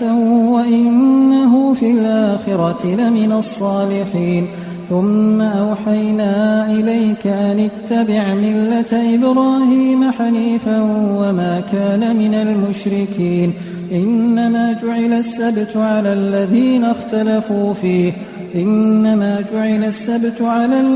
اختلفوا فيه وإن ربك ليحكم بينهم يوم القيامة فيما كانوا فيه يختلفون. ادع إلى سبيل ربك بالحكمة والموعظة الحسنة وجادلهم بالتي هي أحسن إن ربك هو أعلم بمن ضل عن سبيله وهو أعلم بالمهتدين. وإن عاقبتم فعاقبوا بمثل ما عوقبتم به ولئن صبرتم لهو خير للصابرين. واصبر وما صبرك إلا بالله ولا تحزن عليهم ولا تك في ضيق مما يمكرون إن الله مع الذين اتقوا والذين هم محسنون.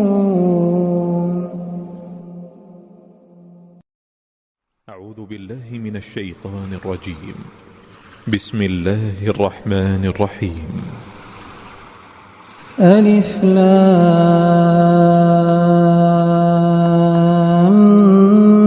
ميم صاد كتاب أنزل إليك فلا يكن في صدرك حرج منه لتنذر به وذكرى للمؤمنين. اتبعوا ما أنزل إليكم من ربكم ولا تتبعوا من دونه أولياء قليلا ما تذكرون. وكم من قرية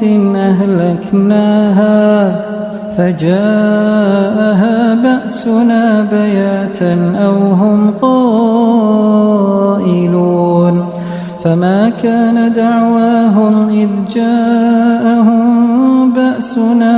إلا أن قالوا إنا كنا ظالمين. فلنسألن الذين أرسل إليهم ولنسألن المرسلين فلنقصن عليهم بعلم وما كنا غائبين. والوزن يومئذ الحق فمن ثقلت موازينه فأولئك هم المفلحون. ومن خفت موازينه فأولئك الذين خسروا أنفسهم بما كانوا بآياتنا يظلمون. ولقد مكناكم في الأرض وجعلنا لكم فيها معايش قليلا ما تشكرون. ولقد خلقناكم ثم صورناكم ثم قلنا للملائكة اسجدوا لآدم فسجدوا إلا إبليس لم يكن من الساجدين. قال ما منعك ألا تسجد إذ أمرتك؟ قال أنا خير منه خلقتني من نار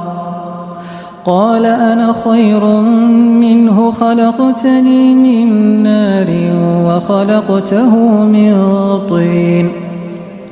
قال فاهبط منها فما يكون لك أن تتكبر فيها فاخرج إنك من الصاغرين. قال أنظرني إلى يوم يبعثون. قال إنك من المنظرين. قال فبما أغويتني لأقعدن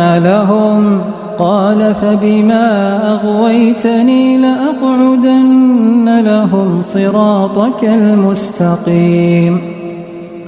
ثم لآتينهم من بين أيديهم ومن خلفهم وعن أيمانهم وعن شمائلهم ولا تجد أكثرهم شاكرين. قال اخرج منها مذءوما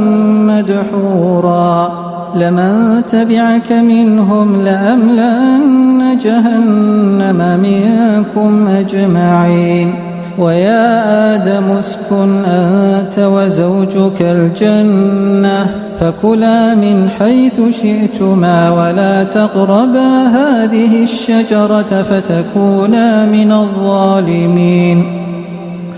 فوسوس لهما الشيطان ليبدي لهما ما وري عنهما من سوآتهما وقال ما نهاكما ربكما عن هذه الشجرة إلا أن تكونا ملكين أو تكونا من الخالدين وقاسمهما إني لكما لمن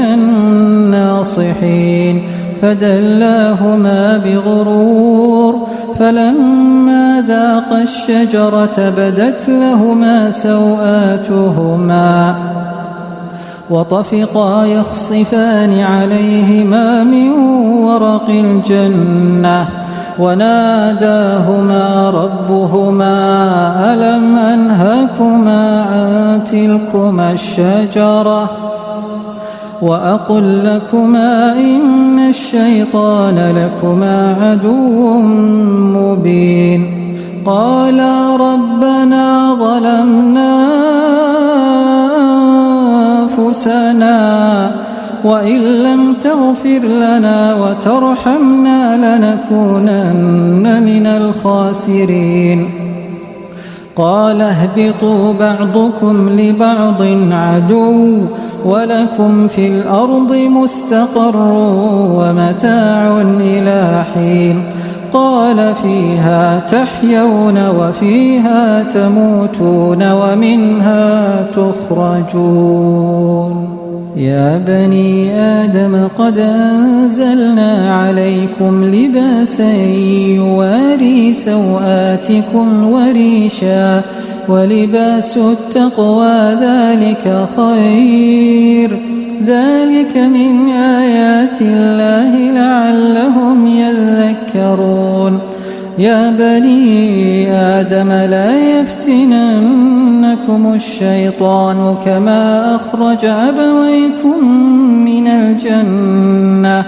ينزع عنهما لباسهما ليريهما سوآتهما إنه يراكم هو وقبيله من حيث لا ترونهم إنا جعلنا الشياطين أولياء للذين لا يؤمنون وإذا فعلوا فاحشة قالوا وجدنا عليها آباءنا والله أمرنا بها قل إن الله لا يأمر بالفحشاء أتقولون على الله ما لا تعلمون قل أمر ربي بالقسط وأقيموا وجوهكم عند كل مسجد وادعوه مخلصين له الدين كما بدأكم تعودون فريقا هدى وفريقا حق عليهم الضلالة إنهم اتخذوا الشياطين أولياء من دون الله ويحسبون أنهم مهتدون يا بني آدم خذوا زينتكم عند كل مسجد وكلوا واشربوا ولا تسرفوا إنه لا يحب المسرفين وكلوا واشربوا ولا تسرفوا إنه لا يحب المسرفين قل من حرم زينة الله التي أخرج لعباده والطيبات من الرزق قل هي للذين آمنوا في الحياة الدنيا خالصة يوم القيامة كذلك نفصل الآيات لقوم يعلمون قل إنما حرم ربي الفواحش ما ظهر منها وما بطن والإثم والبغي بغير الحق وأن تشركوا بالله ما لم ينزل به سلطانا وأن تقولوا على الله ما لا تعلمون ولكل أمة أجل فإذا جاء أجلهم لا يستأخرون ساعة ولا يستقدمون يا بني آدم إما يأتينكم رسل منكم يقصون عليكم آياتي فمن اتقى وأصلح فلا خوف عليهم ولا هم يحزنون والذين كذبوا بآياتنا واستكبروا عنها أولئك أصحاب النار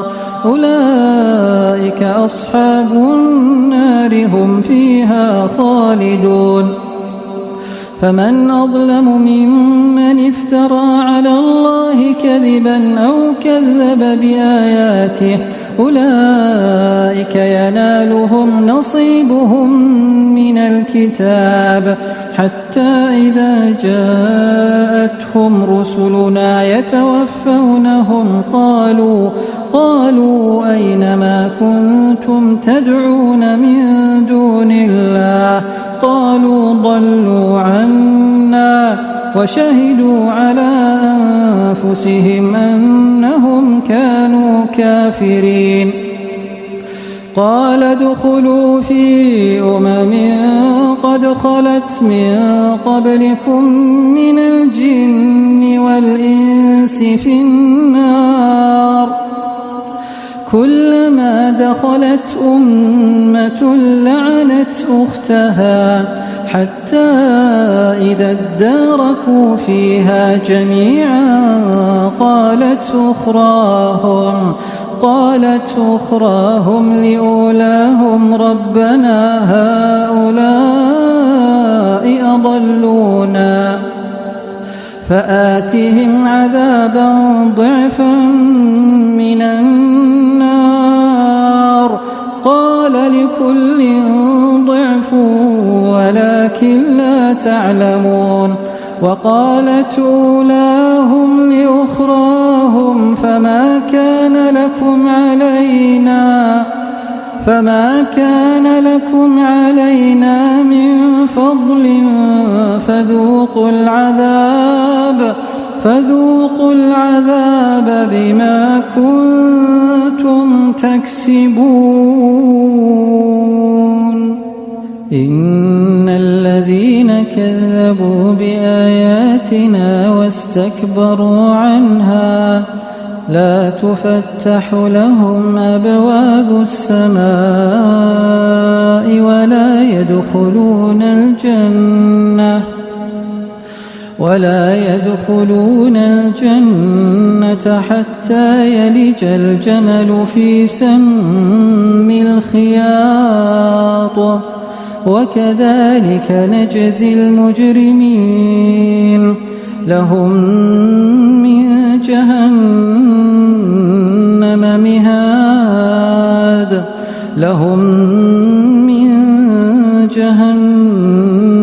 مهاد ومن فوقهم غواش وكذلك نجزي الظالمين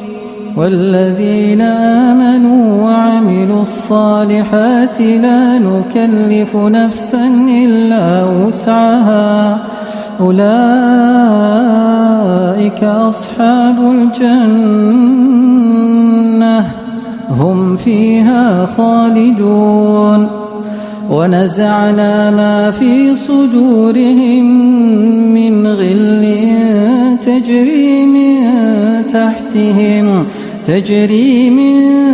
تحتهم الأنهار وقالوا الحمد لله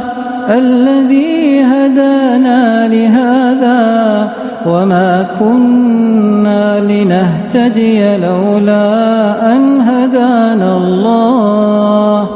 لقد جاءت رسل ربنا بالحق ونودوا أن تلكم الجنة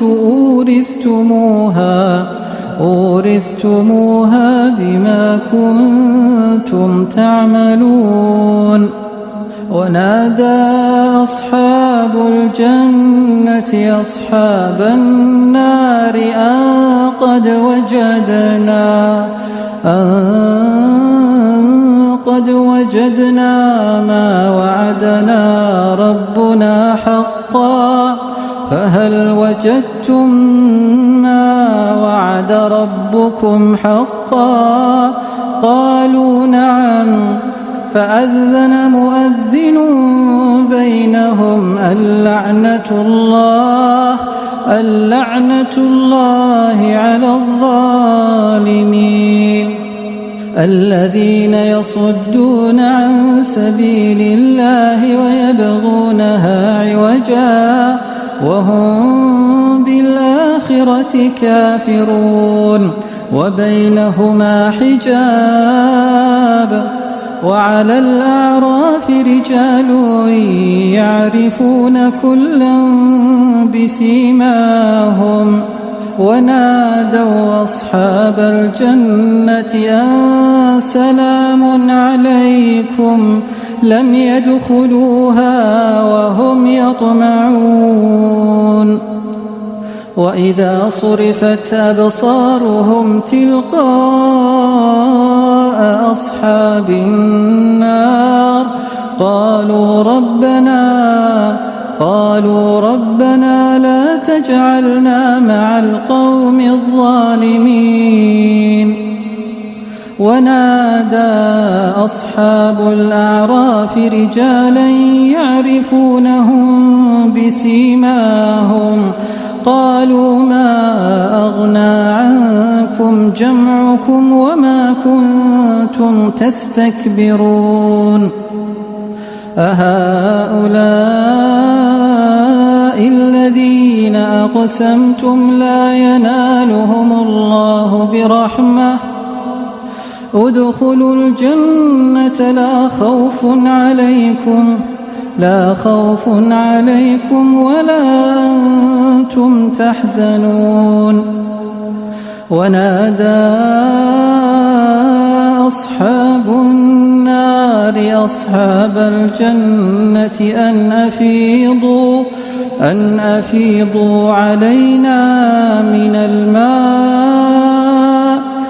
أفيضوا علينا من الماء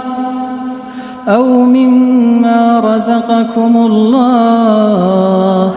قالوا إن الله حرمهما على الكافرين الذين اتخذوا دينهم لهوا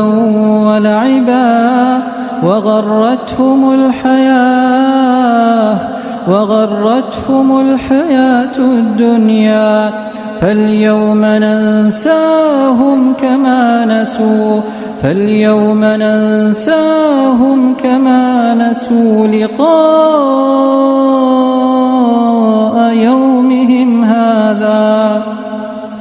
فاليوم ننساهم كما نسوا لقاء يومهم هذا وما كانوا بآياتنا يجحدون ولقد جئناهم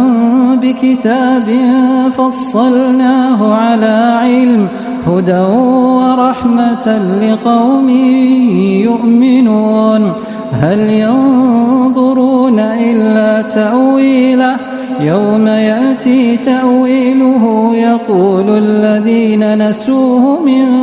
قبل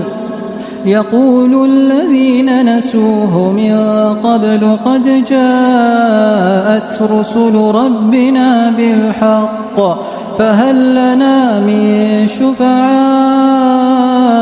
فيشفعوا لنا أو نرد فنعمل غير الذي كنا نعمل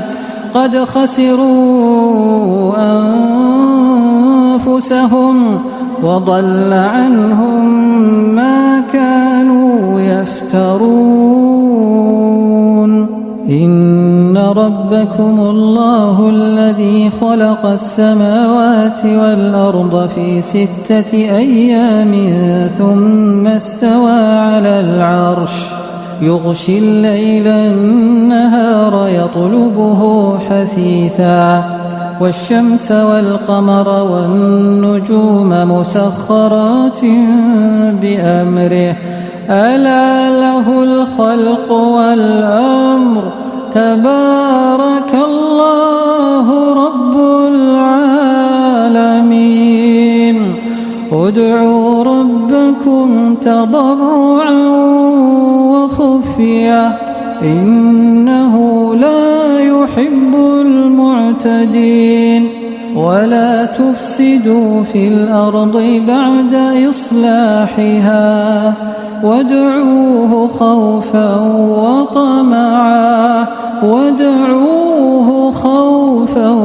وطمعا إن رحمة الله قريب من المحسنين إن رحمة الله قريب من المحسنين وهو الذي يرسل الرياح بشرا بين يدي رحمته حتى إذا أقلت سحابا ثقالا سقناه لبلد ميت فأنزلنا به الماء فأخرجنا به من كل الثمرات كذلك نخرج الموتى لعلكم تذكرون والبلد الطيب يخرج نباته بإذن ربه والذي خبث لا يخرج إلا نكدا كذلك نصرف الآيات لقوم يشكرون لقد أرسلنا نوحا إلى قومه فقال يا قوم اعبدوا الله ما لكم من إله غيره إني أخاف عليكم عذاب يوم عظيم قال الملأ من قومه إنا لنراك في ضلال مبين قال يا قوم ليس بي ضلالة ولكني رسول من رب العالمين أبلغكم رسالات ربي وأنصح لكم وأعلم من الله ما لا تعلمون أوعجبتم أن جاءكم ذكر من ربكم على رجل منكم لينذركم ولتتقوا ولعلكم ترحمون فكذبوه فأنجيناه والذين معه في الفلك وأغرقنا الذين كذبوا بآياتنا إنهم كانوا قوما عمين وإلى عاد أخاهم هودا قال يا قوم اعبدوا الله ما لكم من إله غيره أفلا تتقون قال الملأ الذين كفروا من قومه إنا لنراك في سفاهة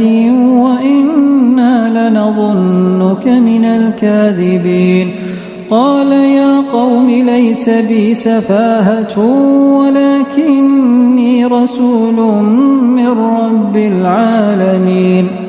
أبلغكم رسالات ربي وأنا لكم ناصح أمين أوعجبتم أن جاءكم ذكر من ربكم على رجل منكم لينذركم واذكروا إذ جعلكم خلفاء من بعد قوم نوح وزادكم في الخلق بسطة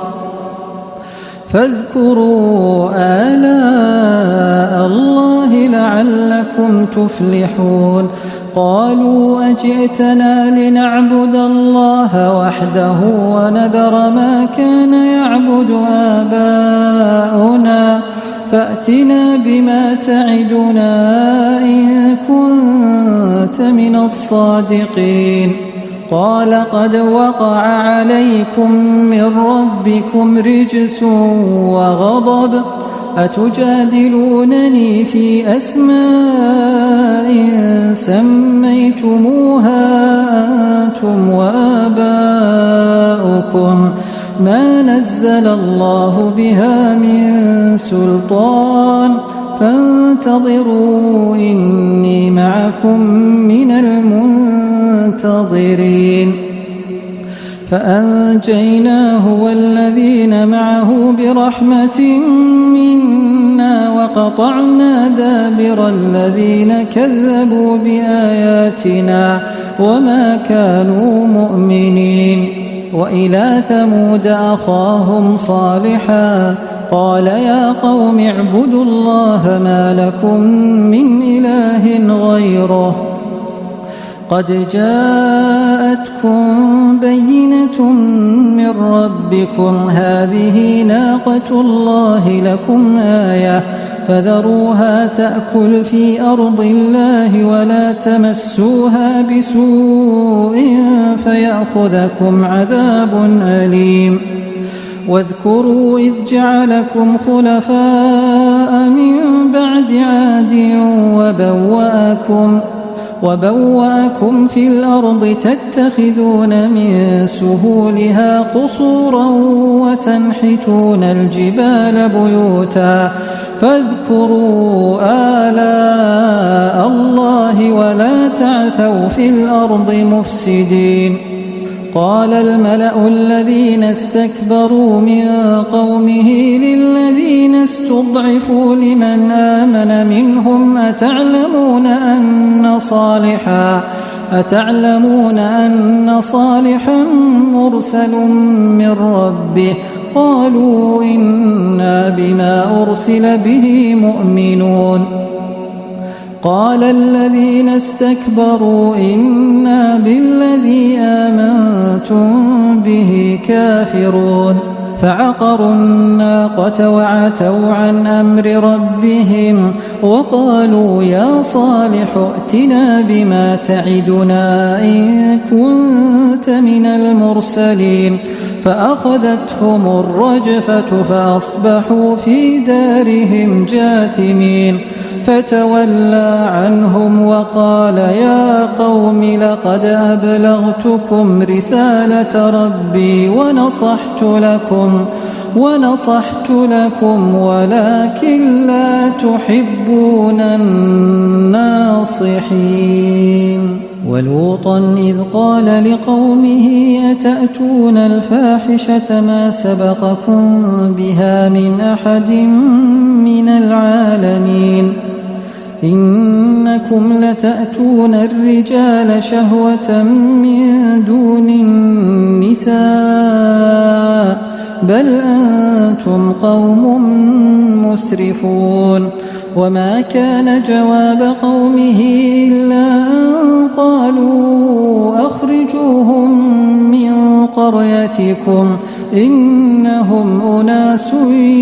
يتطهرون فأنجيناه وأهله إلا امرأته كانت من الغابرين وأمطرنا عليهم مطرا فانظر كيف كان عاقبة المجرمين وإلى مدين أخاهم شعيبا قال يا قوم اعبدوا الله ما لكم من إله غيره قد جاءتكم بينة من ربكم فأوفوا الكيل والميزان ولا تبخسوا الناس أشياءهم ولا تفسدوا في الأرض بعد إصلاحها ذلكم خير لكم إن كنتم مؤمنين ولا تقعدوا بكل صراط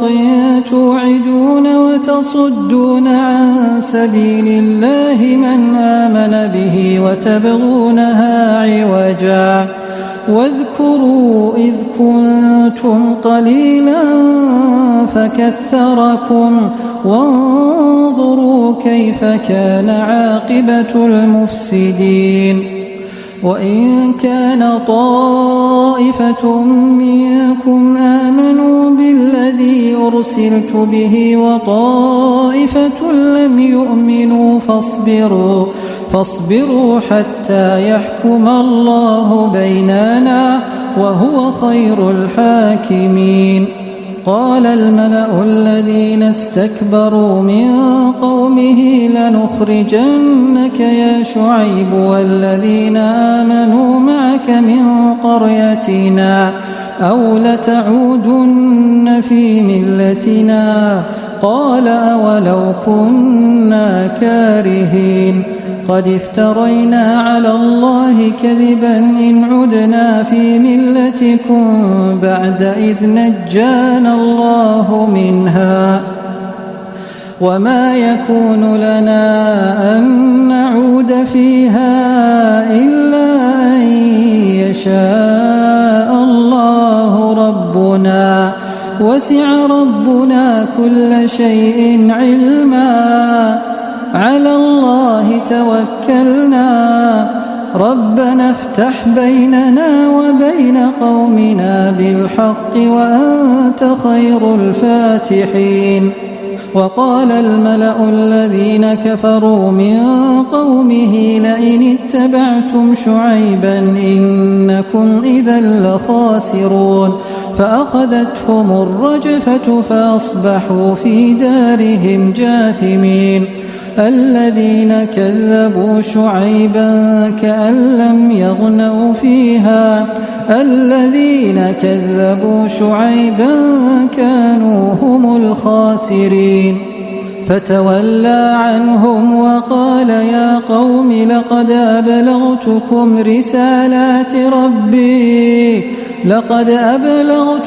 رسالات ربي ونصحت لكم فكيف آسى على قوم كافرين. وما أرسلنا في قرية من نبي إلا أخذنا أهلها بالبأساء والضراء لعلهم يضرعون. ثم بدلنا مكان السيئات الحسنة حتى عفوا وقالوا قد مس آباءنا الضراء والسراء فأخذناهم بغتة وهم لا يشعرون. ولو أن أهل القرى آمنوا واتقوا لفتحنا عليهم بركات من السماء والأرض ولكن كذبوا فأخذناهم بما كانوا يكسبون. أفأمن أهل القرى أن يأتيهم بأسنا بياتا وهم نائمون أوأمن أهل القرى أن يأتيهم بأسنا ضحى وهم يلعبون أفأمنوا مكر الله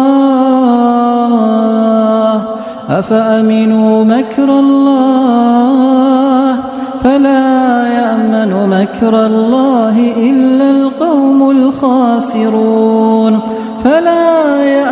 مكر الله إلا القوم الخاسرون. أولم يهد للذين يرثون الأرض من بعد أهلها أن لو نشاء أصبناهم بذنوبهم ونطبع على قلوبهم فهم لا يسمعون. تلك القرى نقص عليك من أنبائها ولقد جاءتهم رسلهم بالبينات فما كانوا ليؤمنوا بما كذبوا من قبل كذلك يطبع الله على قلوب الكافرين. وما وجدنا لأكثرهم من عهد وإن وجدنا أكثرهم لفاسقين ثم بعثنا من بعدهم موسى بآياتنا إلى فرعون وملئه فظلموا بها فانظر كيف كان عاقبة المفسدين وقال موسى يا فرعون إني رسول من رب العالمين حقيق على ألا أقول على الله إلا الحق قد جئتكم ببينة من ربكم فأرسل معي بني إسرائيل قال إن كنت جئت بآية فأت بها إن كنت من الصادقين فألقى عصاه فإذا هي ثعبان مبين ونزع يده فإذا هي بيضاء للناظرين قال الملأ من قوم فرعون إن هذا لساحر عليم يريد أن يخرجكم من أرضكم فماذا تأمرون قالوا أرجه وأخاه وأرسل في المدائن حاشرين يأتوك بكل ساحر عليم وجاء السحرة فرعون قالوا إن لنا لأجرا إن كنا نحن الغالبين قال نعم وإنكم لمن المقربين قالوا يا موسى إما أن تلقي وإما أن نكون نحن الملقين قال ألقوا فلما ألقوا سحروا أعين الناس واسترهبوهم وجاءوا بسحر عظيم وأوحينا إلى موسى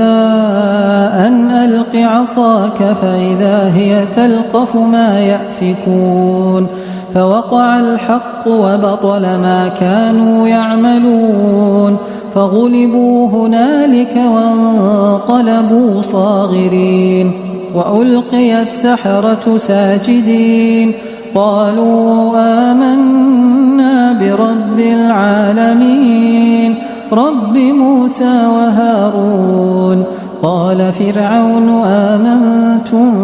به قبل أن آذن لكم إن هذا لمكر مكرتموه في المدينة لتخرجوا منها أهلها فسوف تعلمون لأقطعن أيديكم وأرجلكم من خلاف ثم لأصلبنكم أجمعين قالوا إنا إلى ربنا منقلبون وما تنقم منا إلا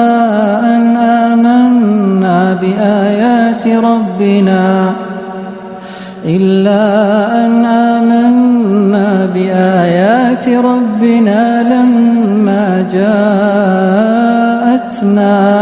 ربنا أفرغ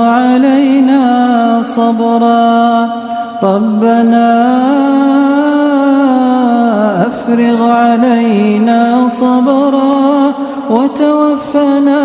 مسلمين وقال الملأ من قوم فرعون أتذر موسى وقومه ليفسدوا في الأرض ويذرك وآلهتك قال سنقتل أبناءهم ونستحيي نساءهم وإنا فوقهم قاهرون قال موسى لقومه استعينوا بالله واصبروا إن الأرض لله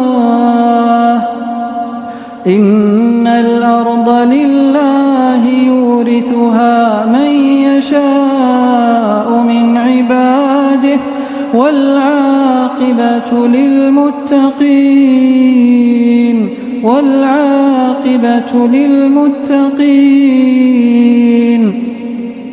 قالوا أوذينا من قبل أن تأتينا ومن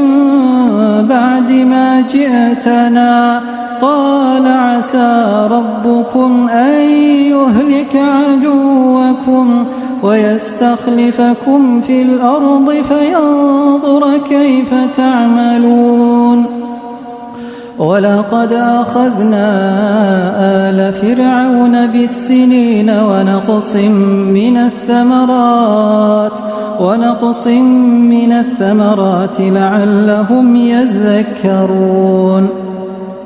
فإذا جاءتهم الحسنة قالوا لنا هذه وإن تصبهم سيئة يطيروا بموسى ومن معه ألا إنما طائرهم عند الله ولكن أكثرهم لا يعلمون. وقالوا مهما تأتنا به من آية لتسحرنا بها فما نحن لك بمؤمنين. فأرسلنا عليهم الطوفان والجراد والقمل والضفادع والدم آيات مفصلات فاستكبروا وكانوا قوما مجرمين. ولما وقع عليهم الرجز قالوا يا موسى ادع لنا ربك بما عهد عندك لئن كشفت عنا الرجز لنؤمنن لك ولنرسلن معك بني إسرائيل.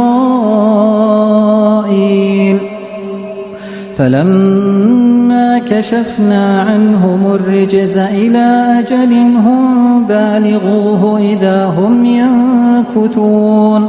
فانتقمنا منهم فأغرقناهم في اليم بأنهم كذبوا بآياتنا وكانوا عنها غافلين. وأورثنا القوم الذين كانوا يستضعفون مشارق الأرض ومغاربها التي باركنا فيها. وتمت كلمة ربك الحسنى على بني إسرائيل بما صبروا ودمرنا ما كان يصنع فرعون وقومه وما كانوا يعرشون. وجاوزنا ببني إسرائيل البحر فاتوا على قوم يعكفون على أصنام لهم قالوا يا موسى اجعل لنا إلها كما لهم آلهة قال إنكم قوم تجهلون. إن هؤلاء متبر ما هم فيه وباطل ما كانوا يعملون. قال أغير الله يبغيكم إلها وهو فضلكم على العالمين. وإذ أنجيناكم من آل فرعون يسومونكم سوء العذاب يقتلون أبناءكم ويستحيون نساءكم وفي ذلكم بلاء من ربكم عظيم. وواعدنا موسى 30 ليلة وأتممناها ب10 فتم ميقات ربه 40 ليلة. وقال موسى لأخيه هارون اخلفني في قومي وأصلح ولا تتبع سبيل المفسدين. ولما جاء موسى لميقاتنا وكلمه ربه قال رب أرني أنظر إليك قال لن تراني ولكن انظر إلى الجبل فإن استقر مكانه فسوف تراني فلما تجلى ربه للجبل جعله دكا وخر موسى صعقا فلما أفاق قال سبحانك تبت إليك وأنا أول المؤمنين قال يا موسى إني اصطفيتك على الناس برسالاتي وبكلامي فخذ ما آتيتك وكن من الشاكرين وكتبنا له في الألواح من كل شيء موعظة وتفصيلا لكل شيء فخذها بقوة وأمر قومك يأخذوا بأحسنها سأريكم دار الفاسقين سأصرف عن آياتي الذين يتكبرون في الأرض بغير الحق وإن يروا كل آية لا يؤمنوا بها وإن يروا سبيل الرشد لا يتخذوه سبيلا وإن يروا سبيل الغي يتخذوه سبيلا ذلك بأنهم كذبوا بآياتنا وكانوا عنها غافلين والذين كذبوا بآياتنا ولقاء الآخرة حبطت أعمالهم هل يجزون إلا ما كانوا يعملون واتخذ قوم موسى من بعده من حليهم عجلا جسدا له خوار ألم يروا أنه لا يكلمهم ولا يهديهم سبيلا اتخذوه وكانوا ظالمين ولما سقط في أيديهم ورأوا أنهم قد ضلوا قالوا لئن لم يرحمنا ربنا ويغفر لنا لنكونن من الخاسرين ولما رجع موسى إلى قومه غضبان أسفا قال بئس ما خلفتموني من بعدي أعجلتم أمر ربكم وألقى الألواح وأخذ برأس أخيه يجره إليه قال ابن أم إن القوم استضعفوني وكادوا يقتلونني فلا تشمت بي الأعداء ولا تجعلني مع القوم الظالمين قال رب اغفر لي ولأخي وأدخلنا في رحمتك وأنت أرحم الراحمين إن الذين اتخذوا العجل سينالهم غضب من ربهم وذلة في الحياة الدنيا وكذلك نجزي المفترين والذين عملوا السيئات ثم تابوا من بعدها وآمنوا إن ربك من بعدها لغفور رحيم ولما سكت عن موسى الغضب أخذ الألواح وفي نسختها هدى ورحمة للذين هم لربهم يرهبون واختار موسى قومه 70 رجلا لميقاتنا فلما أخذتهم الرجفة قال رب لو شئت أهلكتهم من قبل وإياي أتهلكنا بما فعل السفهاء منا إن هي إلا فتنتك تضل بها من تشاء وتهدي من تشاء أنت ولينا فاغفر لنا وارحمنا وأنت خير الغافرين واكتب لنا في هذه الدنيا حسنة وفي الآخرة إنا هدنا إليك قال عذابي أصيب به من أشاء ورحمتي وسعت كل شيء فسأكتبها للذين يتقون ويؤتون الزكاة والذين هم بآياتنا يؤمنون الذين يتبعون الرسول النبي الأمي الذي يجدونه مكتوبا عندهم في التوراة والإنجيل يأمرهم بالمعروف وينهاهم عن المنكر ويحل لهم الطيبات ويحرم عليهم الخبائث ويضع عنهم إصرهم والأغلال التي كانت عليهم فالذين آمنوا به وعزروه ونصروه واتبعوا النور الذي أنزل معه أولئك هم المفلحون قل يا أيها الناس إني رسول الله إليكم جميعا الذي له ملك السماوات والأرض لا إله إلا هو يحيي ويميت فآمنوا بالله ورسوله النبي الأمي الذي يؤمن بالله وكلماته واتبعوه لعلكم تهتدون ومن قوم موسى أمة يهدون بالحق وبه يعدلون وقطعناهم 12 أسباطا أمما وأوحينا إلى موسى إذ استسقاه قومه أن اضرب بعصاك الحجر فانبجست منه 12 عينا قد علم كل أناس مشربهم وظللنا عليهم الغمام وأنزلنا عليهم المن والسلوى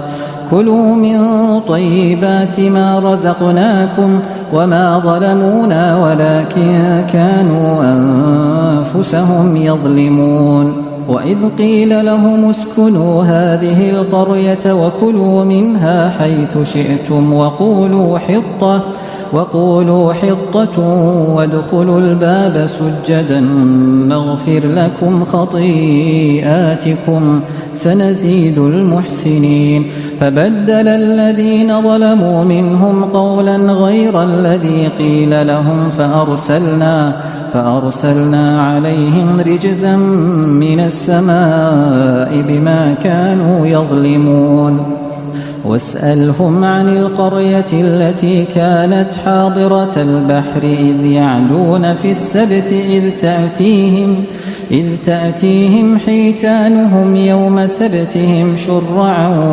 ويوم لا يسبتون لا تأتيهم كذلك نبلوهم بما كانوا يفسقون وإذ قالت أمة منهم لم تعظون قوما الله مهلكهم أو معذبهم عذابا شديدا قالوا معذرة إلى ربكم ولعلهم يتقون فلما نسوا ما ذكروا به أنجينا الذين ينهون عن السوء وأخذنا الذين ظلموا بعذاب بئيس بما كانوا يفسقون فلما عتوا عما نهوا عنه قلنا لهم كونوا قردة خاسئين وإذ تأذن ربك ليبعثن عليهم إلى يوم القيامة من يسومهم سوء العذاب إن ربك لسريع العقاب وإنه لغفور رحيم وقطعناهم في الأرض أمما منهم الصالحون ومنهم دون ذلك وبلوناهم بالحسنات والسيئات لعلهم يرجعون فخلف من بعدهم خلف ورثوا الكتاب يأخذون عرض هذا الأدنى ويقولون سيغفر لنا وإن يأتهم عرض مثله يأخذوه ألم يؤخذ عليهم ميثاق الكتاب ألا يقولوا على الله إلا الحق ودرسوا ما فيه والدار الآخرة خير للذين يتقون أفلا تعقلون والذين يمسكون بالكتاب وأقاموا الصلاة إنا لا نضيع أجر المصلحين وإذ نتقنا الجبل فوقهم كأنه ظلة وظنوا أنه واقع بهم خذوا ما آتيناكم بقوة واذكروا ما فيه لعلكم تتقون وإذ أخذ ربك من بني آدم من ظهورهم ذريتهم وأشهدهم على أنفسهم ألست بربكم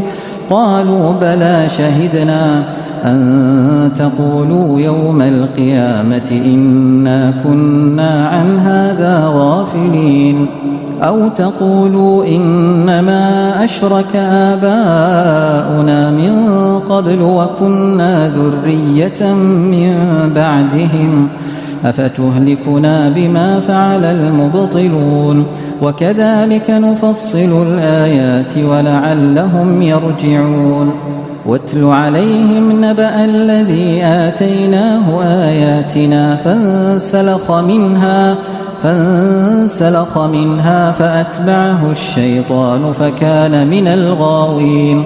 ولو شئنا لرفعناه بها ولكنه أخلد إلى الأرض واتبع هواه فمثله كمثل الكلب إن تحمل عليه يلهث أو تتركه يلهث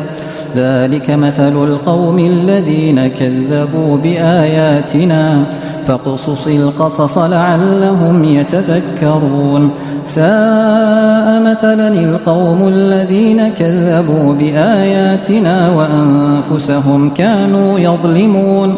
من يهد الله فهو المهتدي ومن يضلل فأولئك هم الخاسرون ولقد ذرأنا لجهنم كثيرا من الجن والإنس لهم قلوب لا يفقهون بها ولهم أعين لا يبصرون بها ولهم آذان لا يسمعون بها أولئك كالأنعام بل هم أضل أولئك هم الغافلون ولله الأسماء الحسنى فادعوه بها وذروا الذين يلحدون في أسمائه سيجزون ما كانوا يعملون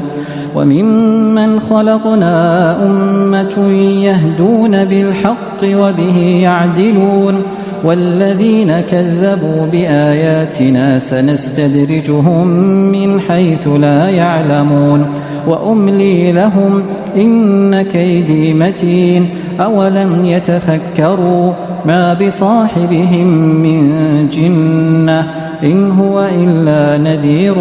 مبين أولم ينظروا في ملكوت السماوات والأرض وما خلق الله من شيء وأن عسى أن يكون قد اقترب أجلهم فبأي حديث بعده يؤمنون من يضلل الله فلا هادي له ويذرهم في طغيانهم يعمهون يسألونك عن الساعة أيان مرساها قل إنما علمها عند ربي لا يجليها لوقتها إلا هو ثقلت في السماوات والأرض لا تأتيكم إلا بغتة يسألونك كأنك حفي عنها قل إنما علمها عند الله ولكن أكثر الناس لا يعلمون قل لا أملك لنفسي نفعا ولا ضرا إلا ما شاء الله ولو كنت أعلم الغيب لاستكثرت من الخير وما مسني السوء إن أنا إلا نذير وبشير لقوم يؤمنون هو الذي خلقكم من نفس واحدة وجعل منها زوجها ليسكن إليها فلما تغشاها حملت حملا خفيفا فمرت به فلما أثقلت دعوا الله ربهما لئن آتيتنا صالحا لنكونن من الشاكرين فلما آتاهما صالحا جعلا له شركاء فيما آتاهما فتعالى الله عما يشركون أيشركون ما لا يخلق شيئا وهم يخلقون ولا يستطيعون لهم نصرا ولا أنفسهم ينصرون وإن تدعوهم إلى الهدى لا يتبعوكم سواء عليكم أدعوتموهم أم أنتم صامتون إن الذين تدعون من دون الله عباد أمثالكم فادعوهم فليستجيبوا لكم إن كنتم صادقين ألهم أرجل يمشون بها أم لهم أيدي يبطشون بها أم لهم أعين يبصرون بها أم لهم آذان يسمعون بها قل ادعوا شركاءكم ثم كيدون فلا تنظرون إن وليي الله الذي نزل الكتاب وهو يتولى الصالحين والذين تدعون من دونه لا يستطيعون نصركم ولا أنفسهم ينصرون وإن تدعوهم إلى الهدى لا يسمعون وتراهم ينظرون إليك وهم لا يبصرون خذ العفو وأمر بالعرف وأعرض عن الجاهلين وإما ينزغنك من الشيطان نزغ فاستعذ بالله إنه سميع عليم إن الذين اتقوا إذا مسهم طائف من الشيطان تذكروا فإذا هم مبصرون وإخوانهم يمدونهم في الغي ثم لا يقصرون وإذا لم تأتهم بآية قالوا لولا اجتبيتها قل إنما أتبع ما يوحى إلي من ربي هذا بصائر من ربكم وهدى ورحمة لقوم يؤمنون وإذا قرئ القرآن فاستمعوا له وأنصتوا لعلكم ترحمون واذكر ربك في نفسك تضرعا وخيفة ودون الجهر من القول بالغدو والآصال ولا تكن من الغافلين إن الذين عند ربك لا يستكبرون عن عبادته ويسبحونه وله يسجدون